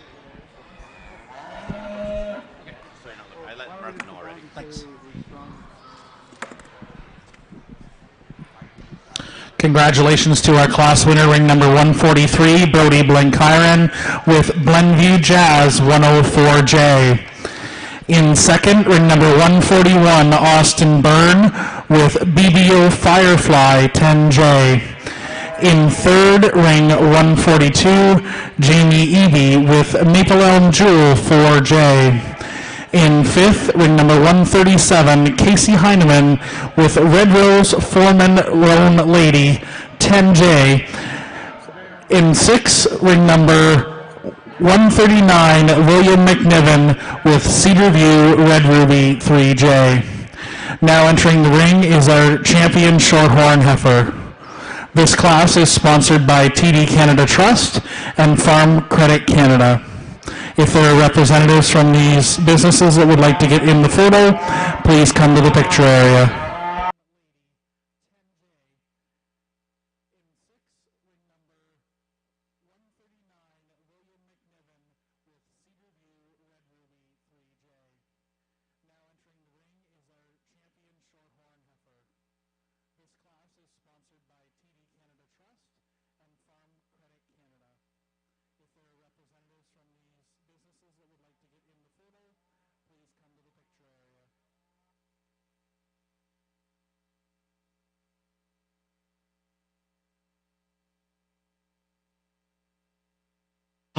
Congratulations to Ray L. Kazmar. on your champion Shorthorn heifer, and to Brody Blankyron on your reserve champion Shorthorn heifer.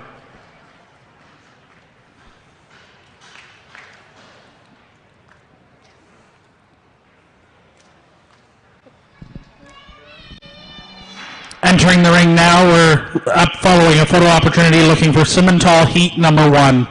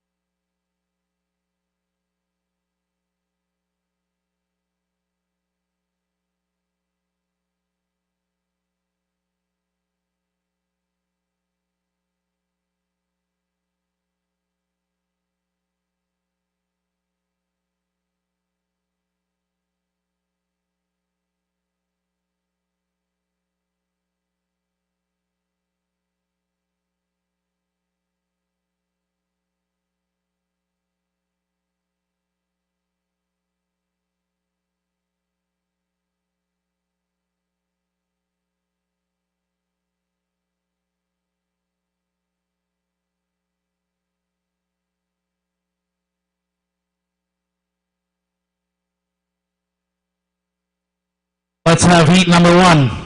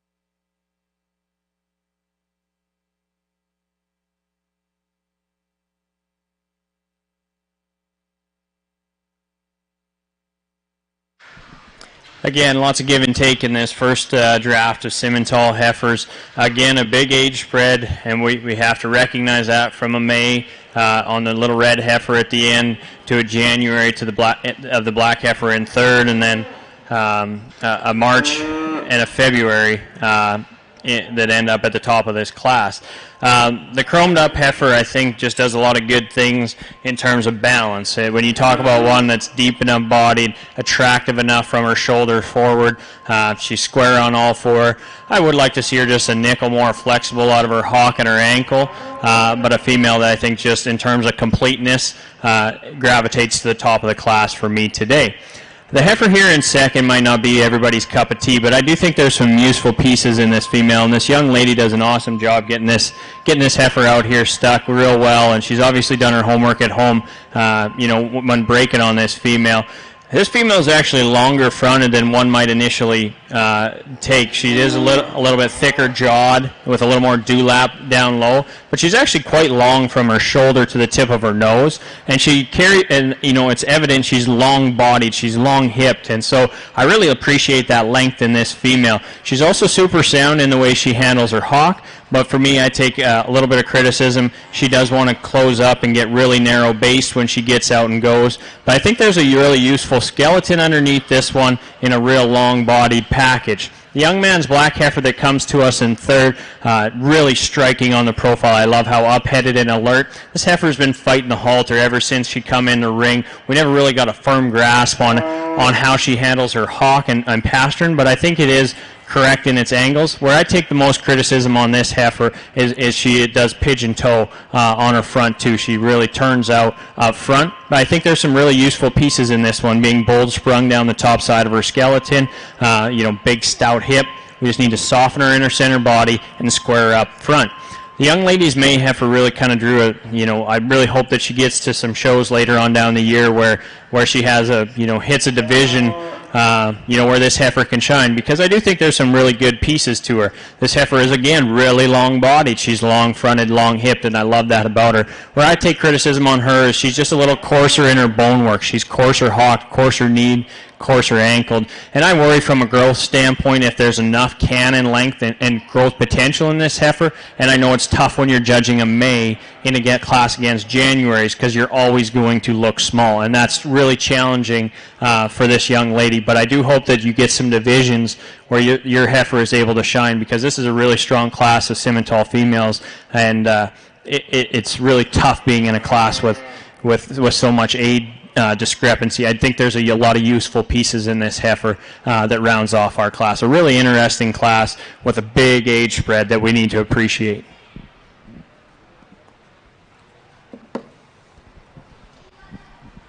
Congratulations to our class winner, ring number 145, Katie Elmhurst with IRCC Jiffy. In second, ring number 148, Charlie Stone with Stoneacre Livy 1J. In third, ring number 150, Owen Dudgeon with SCDDGM Emerald 141J.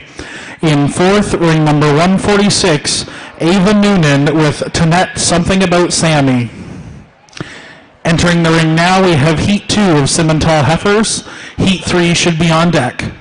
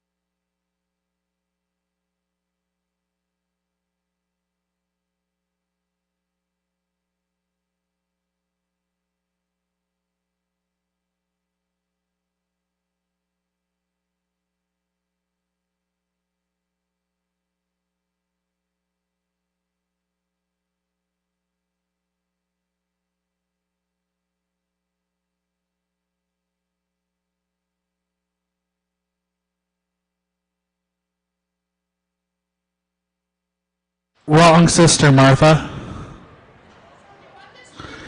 In.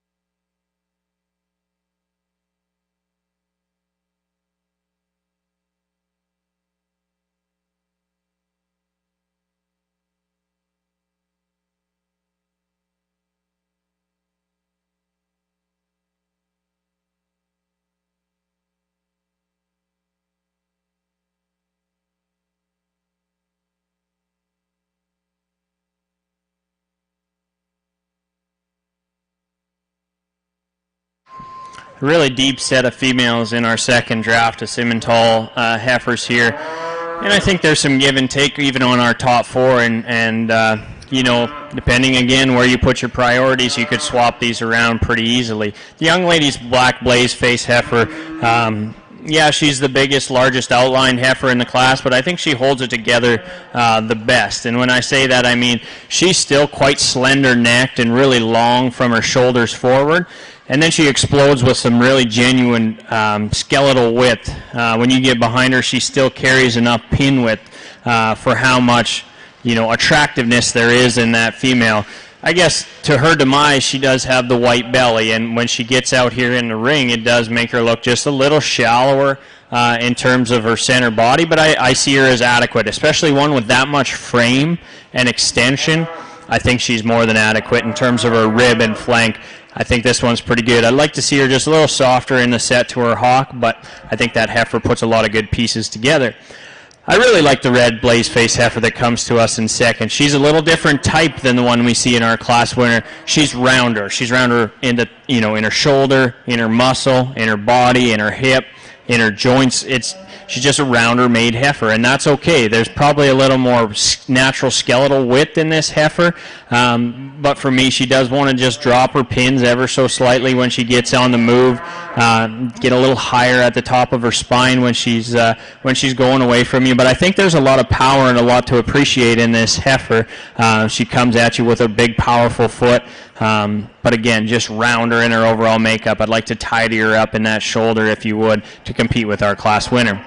The third place heifer probably patterns the closest to our class winner in terms of being really flat-necked, you know, high-performing, large outline, lots of good pieces to her. I think when you get behind these three heifers, you see that she's probably the plainest in terms of her forerib design, being a little bit narrower right behind her shoulders when you get behind her. But I think there's some useful pieces in this female in terms of how her skeleton is constructed. She gets out and motors really, really well. Just a little plainer in her forerib, plainer from her shoulders forward. When you're comparing them to the blazes above her. I think a useful heifer, though. The young man's heifer that comes to us in fourth, another black blaze heifer that probably is the opposite end of the spectrum in terms of frame. She hits you as the more moderate cowy type that you know, some people will gravitate to. I prefer just a little longer, stretchier build that we see in our top three. I think this heifer is super useful. I think she's really bold at the center portion of her rib cage. I think she transitions quite nicely to her flank. For me, I think I'd just like to clean her from her shoulders forward and then probably give her a little stretch and a little more extension when you compare her to, especially to the other two black blaze faces that find their way ahead of her. The young lady's green tag heifer that comes to us next, I think a heifer that does some really useful things. She's stout pinned when you get behind her. She opens up with some true mass down her top. I think she's long enough bodied. For me, she gets just a little shorter hipped, and that tailhead gets set a little bit more elevated, especially when you set her in motion.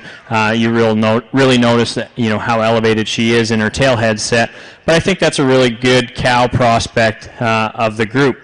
The young lady's heifer that comes to us next, probably the most Simmental-y, if you will, in terms of how her neck is designed, just being a little heavier fronted than the rest in this group, and that's okay. But with that, she's a little lower tying as she comes out the front of her shoulder, and you can tell this showman has done a lot of work trying to keep that head up and keep her elevated, but you can tell she's just a little lower fronted female. I think there's some really good pieces in this one in terms of body shape and length. And then the young lady's heifer that we round the class off with, one that just probably runs out of measurables when you compare the mass and power above them. Some of the heavy structured, elegant fronted ones sort themselves up. This one's just a really nice, good, honest heifer. Just needs some more body, shape, and a little heavier structure underneath to compete. Really good class of Simmentals.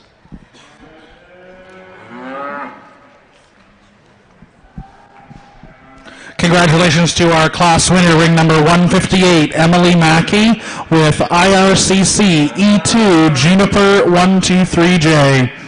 In second, ring number 157, Owen Dudgeon, exhibiting Clark Daisy 19J.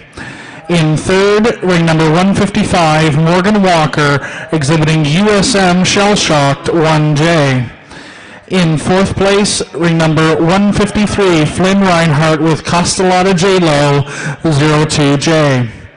In 5th place, ring number 156, Sydney McGee with IRCC Jewel 125J. In 6th place, ring number 152, Emma Hulse with IRCC Just a Dream, ring 138J. In 7th place, ring number 154, Riley Chowan with Wiser Eclipse Jezebel 206J. In the ring now, we have Simmental Heat number 3. Following this, we'll be looking for the top 2 placings from the previous Simmental Heats for our Simmental champion female.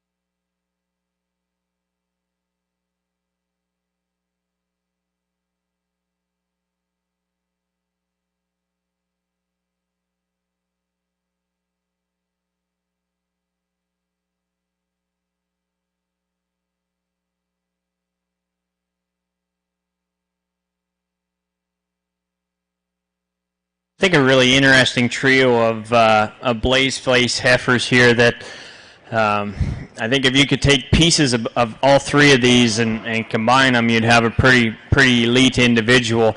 I think that's what makes breeding cattle quite a bit of fun, is you can identify strengths and weaknesses and implement it into your program as you see fit. The young lady's heifer that we used to win the class, I think the first word that comes to mind when I see her is just balance. She's just not overwhelming in any way, shape, or form, but she's just a very complete heifer. She doesn't overwhelm you in terms of power and mass. She's not way out there in terms of her neck and shoulder. But I think she's just a good, honest, deep-bodied. She comes at us nice, fresh in her condition for me. If I were to just smoothen her out in her joints, especially down on her ankles, I think that would certainly help her out a bit today. And maybe just give her just a little more natural pin width. I see her as wide enough base, but I just want to see her open up with just a little more hip dimension. But I think that one, just in terms of softness aside, a complete, easy keeping, good kind of cow prospect, doesn't do a lot of things wrong. She's going to end up winning this class. The young man's big blaze face heifer that comes to us next, she's definitely the softest sidest, best flanked heifer in this class. Now, with that being said, I take the most concern from a longevity standpoint with her hock. I question whether it's sound enough to get out and be a cow. She's just outside of herself. When you get behind her, you'll really see what I mean. But I think there's so many good pieces about this heifer that we're not going to throw the baby out with the bathwater just because we question whether she's sound enough on her hock and when she gets out and moves. But I think there's not enough useful pieces on this one that she's going to end up in second, and I'm going to call her sound enough and use her there. The young lady's heifer that comes to us in third, she's probably the one from a show heifer perspective is the most appropriate in terms of where she's at in body condition. I love how lean and fresh she is in her chest and from her shoulders forward. It might come with her type and kind. She's just a little harder in her forerib. But I think that one, moving down the road, I think this one just gets better with age and with feed. And I know it sounds terrible to say that on a heifer class, but it's true. I think that this one probably, maybe once she gets heavy in calf, come next fall, I think that there could be some damage done by this young lady, especially because you got a good showman on a really good heifer with some unique pieces. The young blonde girl with the blue show stick, I think, does an awesome job out here. Here's a heifer that's just super problem-free. I love how flexible she is in her hock and her pasturing. She's long-hipped, long spine. For this class today, she looks just a little harder in her rib cage. I love to soften her from her chest floor back to her rear flank and just give her a little more natural body to compete with the three above her today. But I think that's a really useful one that, again, get her heavy bred and calf, and I think it could be a different story. The young man's heifer that comes to us next, another heifer that I just don't see a whole lot of holes in, just doesn't have some of those extras that we see in the top of this class. A female that's just really heavy structured, bold and opened up. Sometimes that plays to her demise, as she is the chuffier necked one in this class of females. But I love the structure, the bone work, how opened up she is in her skeleton. I think there's some really useful pieces in that one. That young lady there spinning her blaze face heifer here, here's a good kind of a female. I think one that gets out and goes really well. Super appropriate in the way her foot is designed. I like that about her. Again, we just want to open her up from end to end, give her some more show ring aesthetics to compete with some of these real stout blazes up front. The young lady's red heifer we come to next. I think on the standstill, it's tough not to gravitate to this one. She's really up-headed, she's alert, she's proud. When I set her in motion, I just want to see her just a little more fluid out of her hip down to her hock and in her pastern. I think she just gets a little bit robotic and tighter in terms of her movement when you ask her to go. And then the young man's heifer that we round the class off with, another really good footed, sound structured female. We just need to soften her up, open her up in terms of her skeleton, and lift her up in her front end. I think that's a different heifer if we do so. It's a really strong class, a lot of give and take on our top trio.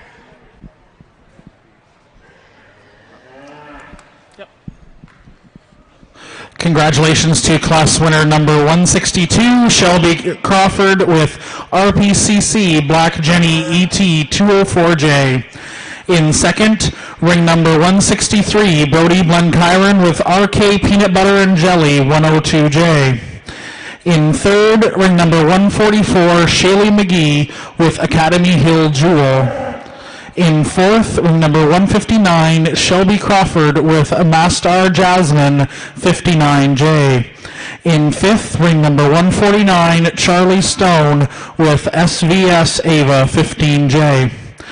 In sixth, ring number 161, Hazel Stillman with Tanette Joy, J01. In seventh, ring number 164, Faith Balma with CDM Miss Jellybean, 4J. And in eighth, ring number 160, Colin Arnold with Weiser's Mary Jasmine, 201J.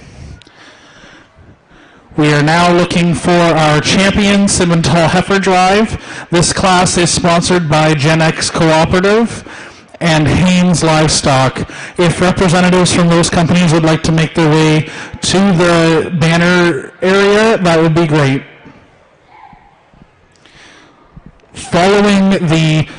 Immediately following the champion Speckle Park Heifer, we will be moving right into our champion female drive and then our overall supreme animal drive.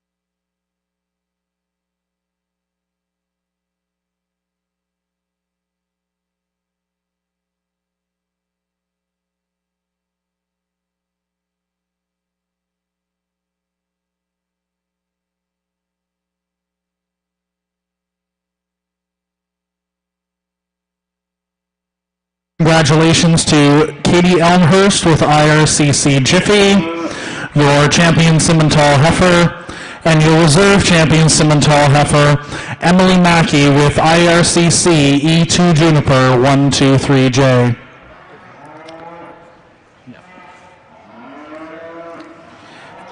Entering the ring after our photo opportunity will be the Speckle Park class.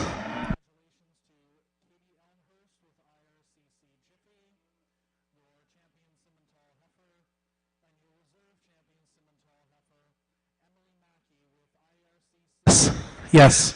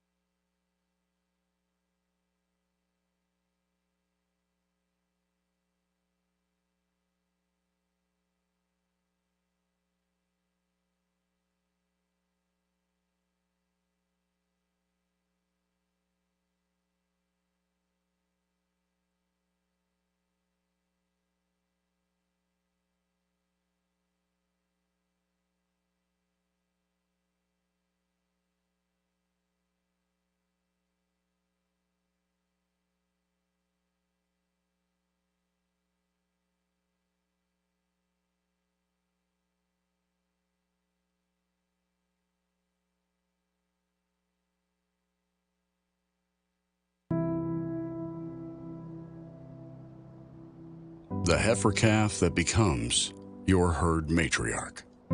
The hush from the crowd when your calves step across the scale on sale day. And the accolades when the gavel falls after the last lot sells. The road to these accomplishments starts well before dawn and continues late into the night. They're born from sweat on your brow, scrapes on your knuckles, and more hard work in a week than most people do in a lifetime.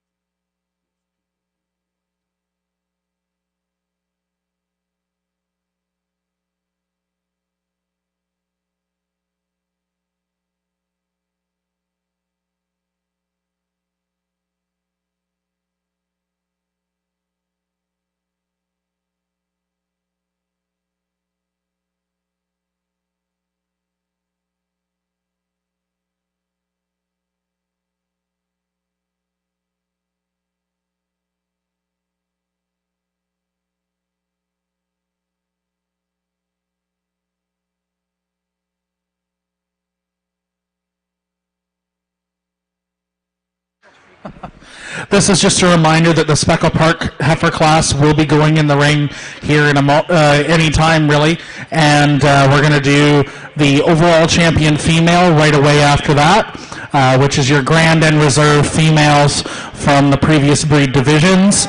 And then following that right away, we're going to do our supreme animal. So if we could get those steers, the bulls, and all the applicable heifers up here to the marshalling area, that would be great.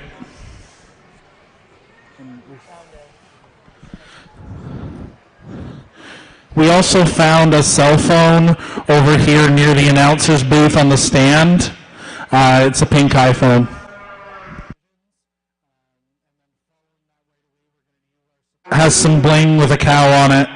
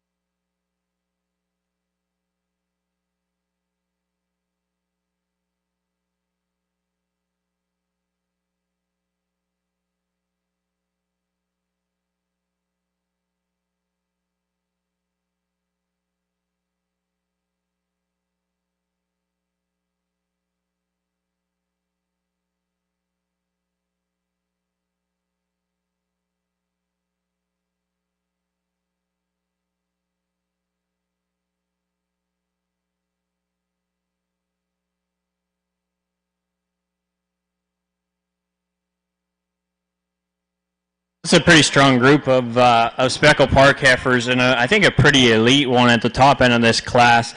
Again, I don't see a whole lot of Speckled Parks in my judging travels, but you could paint this one pink or purple, and I think she'd be pretty dang good. Not only is she sound, but she's really robust. She opens up really explosively down her top and into her hip. I think that's pretty unique for one that this breed that's this sound and this just balanced. She just hits me as a really high quality individual that despite being in a smaller breed, will probably be out here hunting when it comes down to the Grand Drive, because I think this one's pretty dang good. I think it's a closer discussion between second and third, and why I say that is there's two different types of heifers. The young lady's heifers that we opt to use for second, it's really long, right from the point of her nose to her tail. You have to appreciate how much length that this heifer possesses. And I think there's a lot of good. She's probably the looser structured of the two. I think she handles her hock and her ankle better than our third place heifer. But I just really appreciate the length of body that we see in this calf. Now the young man's heifer that entered the ring first, a heifer that maybe just reads as a little shorter and coarser in her front 1/3, coarser shouldered and coarser neck. But I think there's a lot of good in this heifer. When she sits up on the profile, it's tough not to fall in love with her. When she gets in motion is probably where I would change her just a little bit. She does want to just drop her pins ever so slightly. And she just doesn't balance up like the heifer above her does in terms of when she's set in motion. And that's one thing when I'm out here judging, I like to see these things balanced, not only on the standstill, but also when they're moving, because that's, again, one of the key factors for me. The two that we round the class off with, the young man that's just spinning his heifer into place here. I think this heifer, again, reads with a lot of cow power. She's super opened up in her forerib, and I like that about her. Again, just a little heavier fronted, heavier chested heifer that'll find a nice home in fourth. The young lady's heifer that we come to at the end of the class, probably the latest in her maturity pattern, being the greenest and freshest in the way she's put together. And I think that's a good thing. I think there's a lot more longevity in this one than some of the ones that we see directly above her. But with that being said, she is probably the most closed up at the base of her skeleton and just doesn't hit you with as much power and performance that we see in third and fourth in this class. But I think there's a useful skeleton underneath this heifer. Really like how long and extended she is from her shoulders forward, and there's a lot of longevity left in this one. So a nice class of Speckled Parks with a pretty dang good one at the top end. Congratulations to our class winner, number 168, Flynn Reinhardt, with DAM dots Jewel 216J. In second, ring number 169, Mackenzie Martin, with Martin Star J-Lo 1J. In third, ring number 165, Hank Weir, with Steel Joy 5J. In fourth, ring number 170, Max Boers with Peak 6-Gun Jasmine 1J. And in fifth place, ring number 167, Jessica Martin with Skyline Dalwini 3J. That concludes our breed classes for the female division. We're now moving on to our overall champion breeding female.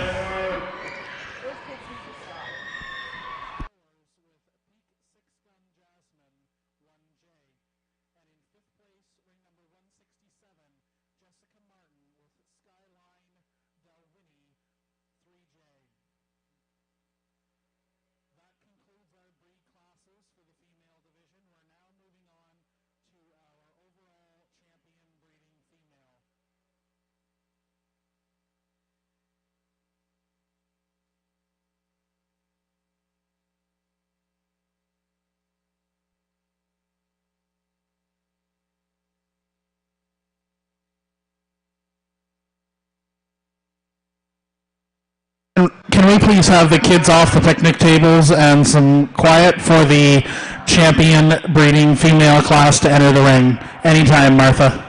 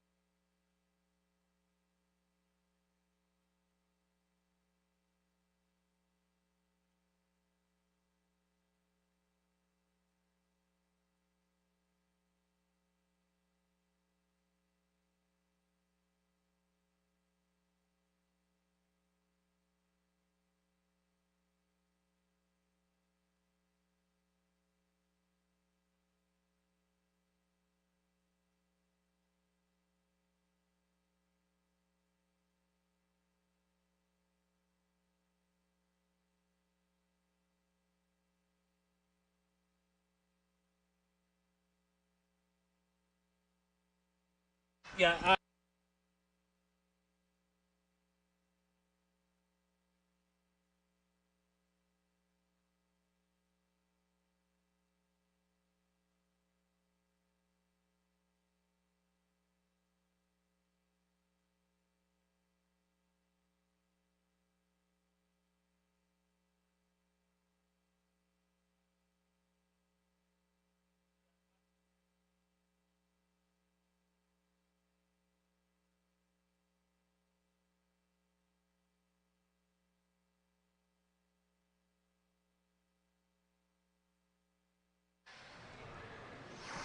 As we begin the procession of these females coming in the ring, there was almost 150 breeding females that went through this ring today.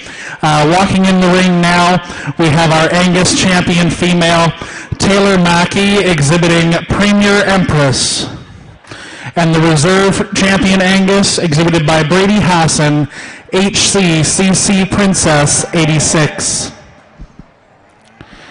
In the AOB division, Rael Kazmar, exhibiting Millbrook Juanita, FB 26J. And in reserve, Josie Crawford, exhibiting Croftdown RPCC, DD Alicia 07J. In the Charlet division, we have Carson Blenkiron, exhibiting HHC Jadore 1J. In reserve, we have Alyssa Haywood, exhibiting WSS Jolene 176J.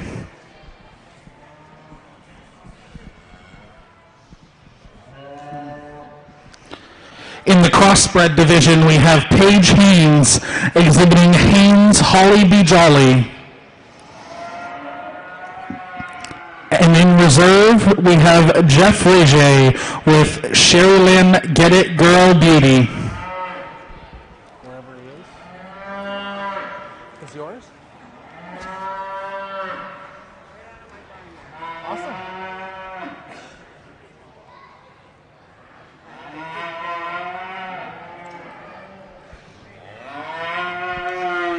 And in the Galloway division, we have Flynn Reinhardt, exhibiting Glenfiddich Just in Time. And in reserve, we have Colin Arnold, exhibiting Glenfiddich Juno. In the Hereford division, we have our champion exhibited by Katie Elmhurst, Elm Lodge Jenga 45J. And in reserve, Kyler Vaness with True Luck Miss Rhonda 284J. In the Limousine division, we have Jocelyn Kennedy exhibiting Crown Hill Shameless 12J. And in reserve, also Jocelyn Kennedy exhibiting Crown Hill Jolene 7J. In our percentage Simmental division, we have Jordan Phillips exhibiting J174 R&R Jesse. And in reserve, Jackson Corner exhibiting TSF DLS Magnolia J41. In our Shorthorn division, we have Rael Kazmar exhibiting Millbrook Maria FB 6J. And in reserve, Brody Blenkiron with Glenview Jazz 104J. And in the Simmental division, we have our champion, Katie Elmhurst, exhibiting IRCC Jiffy. And in reserve, Emily Mackey with IRCC Juniper 123J. In the Speckle Park division, we have Flynn Reinhardt, exhibiting DAM Dots Jewel 216J. And in reserve, Mackenzie Martin, exhibiting Martin Star JLo 1J. That concludes the breed divisions of our females today. I'm going to turn the mic over to our judge, Tyson Hertz, for his selection in the female division.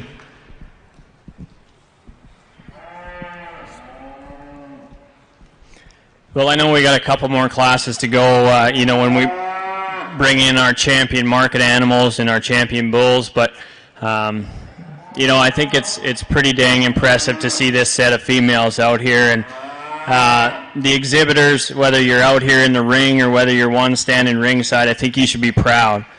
And not only should you be proud of the stock that you brought out, but I think the presentation has been insanely good. You know, it's tough when it's a junior show. You got kids running lots of different directions, and you got multiple breeds shown. But I've been very proud of these kids, not only for the respect that they have shown me in the ring, but the respect that they have for their animals.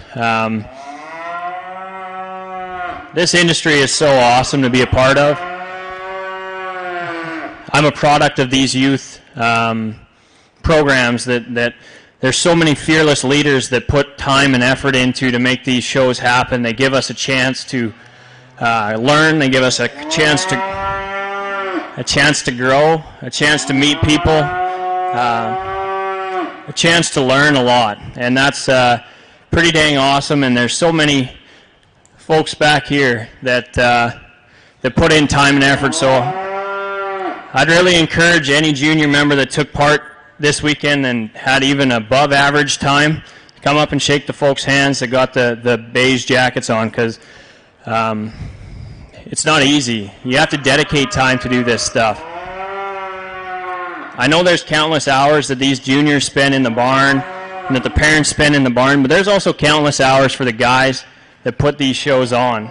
And I think that's very important to realize. I know there's a lot of homework done at home, but there's also a lot of homework to give us the opportunity to do it. So know where your opportunities lie and who presents those opportunities to you. I won't talk too much. I'm sure you guys are getting sick of me blabbing on about stock and skeletons and everything. I'm certainly proud to be out here. I'm certainly proud to be in this industry.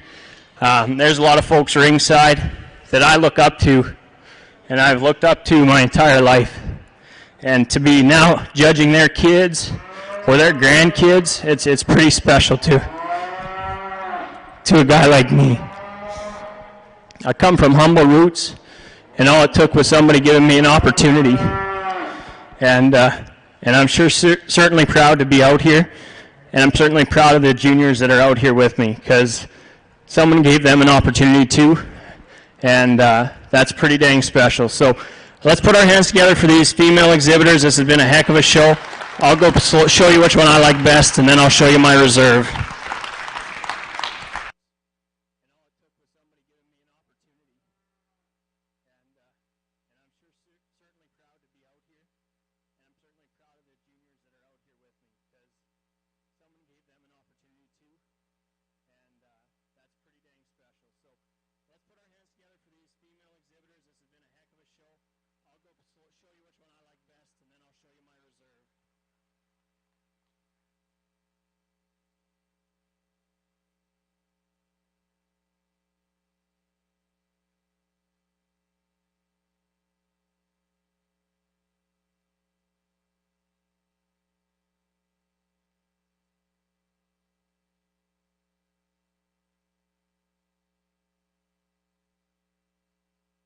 Congratulations to Rael Kazmar with Millbrook Maria, FB6J, your champion breeding female today.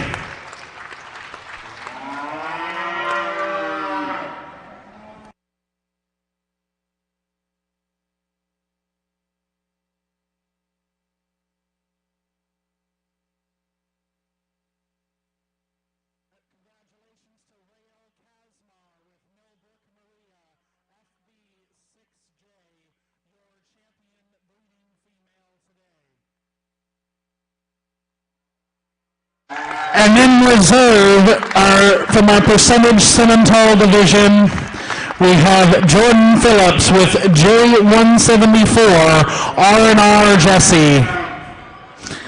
And our honorable mention would be Taylor Mackey with Premier Empress.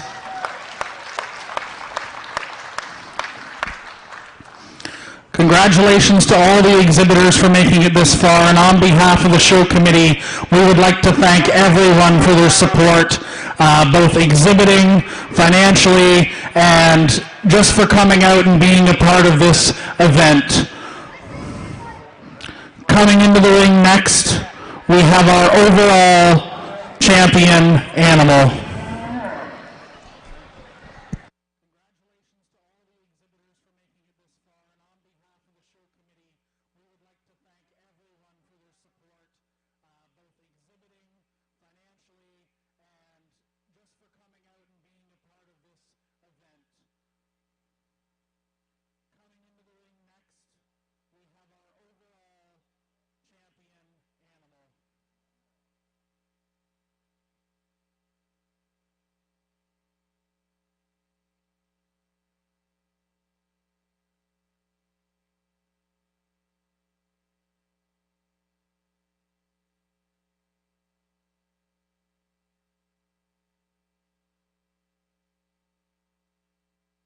overall champion female class today was sponsored by Middleport Mechanical Heating and Cooling and Master Feeds. If we can have any representatives from those companies come to the picture area, that would be great.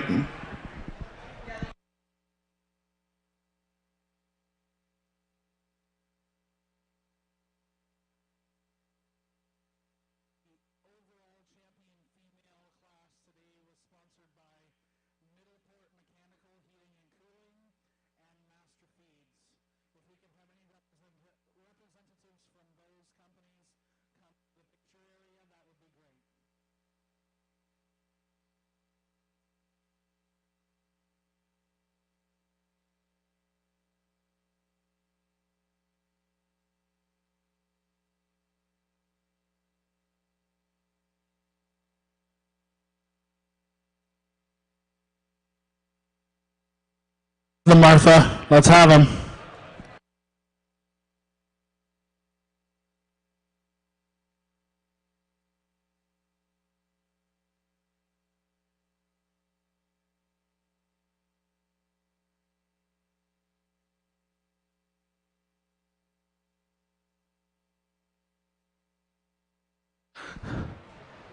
From our bull show on Saturday, we have Las Vegas Farms exhibiting Maple View's Jägerbomb 1J, our champion bull.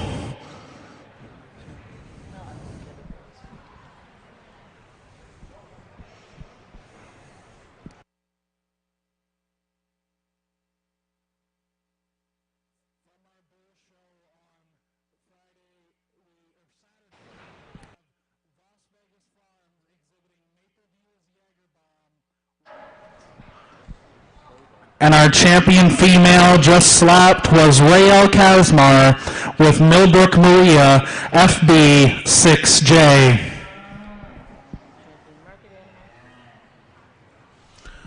Our champion market animal is Jackson Corner.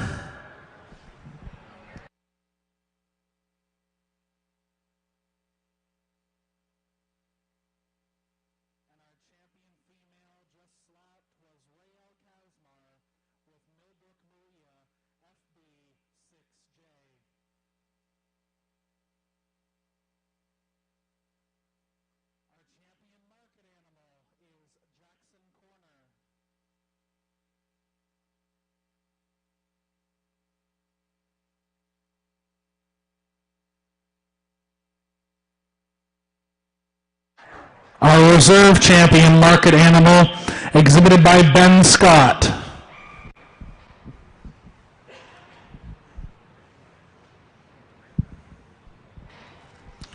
Our reserve champion female exhibited by Jordan Phillips, J174 R&R Jesse.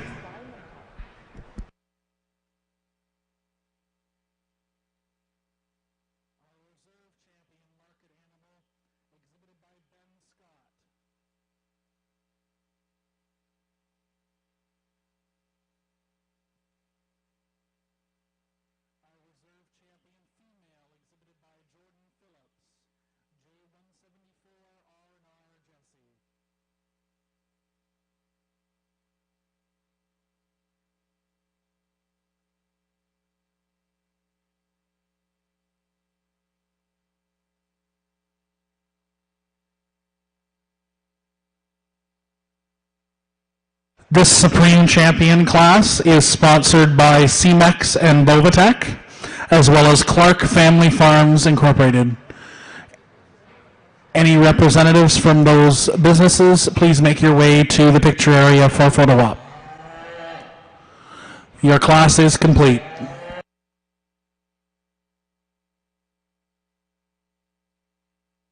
Just in closing here, as the team up at the table here and the guys back in the barn that helped us out put on this great show today, I think we should thank every one of those. It was kind of my 2 years ago.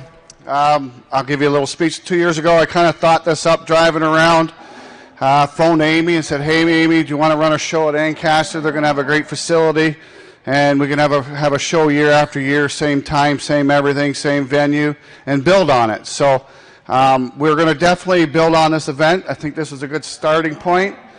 We had lots of cattle show up for a first-time show. I appreciate everybody that drove a long ways to come here. Some people have already left, but I think we should give them a round of applause, all the exhibitors that showed up. So then we got down to picking our judge. I'm a judge in the dairy side of things, and I like a judge that judges a lot like myself, and I don't really know Tyson at all. I did a little research on Facebook, called a few people. I think he's definitely the kind of judge I like to see out in the ring, a guy that's genuine, a person that talks about the cattle part for part. Definitely very descriptive in his terms. I think everybody that goes home could take the viewpoints of what he said out here and take it home and implement it into their breeding program. I think we'll have a better show year and year for the show here. So I think we should give our judge, Tyson, a great round of applause for a great job today. So then our two head people at the table here, Eric and Amy, I think we should thank them. And then Martha back there in the trenches back there. Thank you, Martha, for organizing everybody in the back, and these two up here for keeping everything flowing. I think these guys do a great job and a great part of the team. So we'll turn it over to Tyson to pick a Supreme Champion overall. The other guy that's made a lot of miles out here today has been Adam, our ring man, so he's kind of been running a one-man show in here. So let's put our hands together for Adam running like a chicken. You guys have been so warm and so welcoming to a Westerner coming out to sort your show. Again, I want to reiterate that these jobs I don't take lightly. I often seem like I just am blinded by everything that goes on around me. I feel like it's my job and my duty to just give every individual, every animal an honest effort to show his best qualities or her best qualities. I pride myself in selecting quality stock, and I always close my comments with, you don't always have to agree with me, but I hope you understand that I've done a good enough job explaining myself that you understand why I did what I did. So I'm, from the bull showmanship yesterday into the bull show, I had a blast working with the kids. I spoke a little bit about how I'm generally not the showmanship guy. But I certainly had fun, interacting with those youth yesterday from a standpoint of just on the showmanship side that I'm not, probably as well versed as I should be. But then you move into the bull show, the market steer show this morning, and then the female drive. It's been nothing but quality stock all the way through, and I've certainly appreciated the opportunity to evaluate them. I won't take up too much time. We're going to go out and select our champion Supreme animal here. Thank you guys again for the opportunity. It's not one that I take lightly. So let's put our hands together one more time for sponsors, volunteers, ring staff, anybody who had a hand putting this thing together.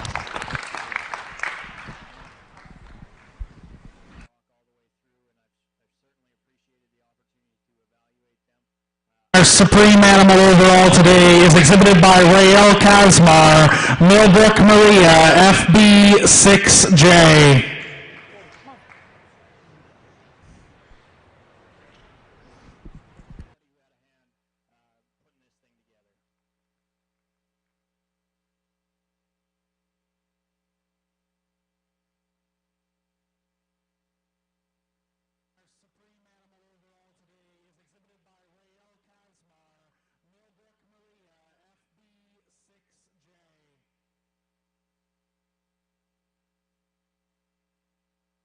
And our reserve champion overall, exhibited by Las Vegas Farms, was Mapleview Jagerbomb 1J. Thank you, everyone, for coming out. It's been a pleasure.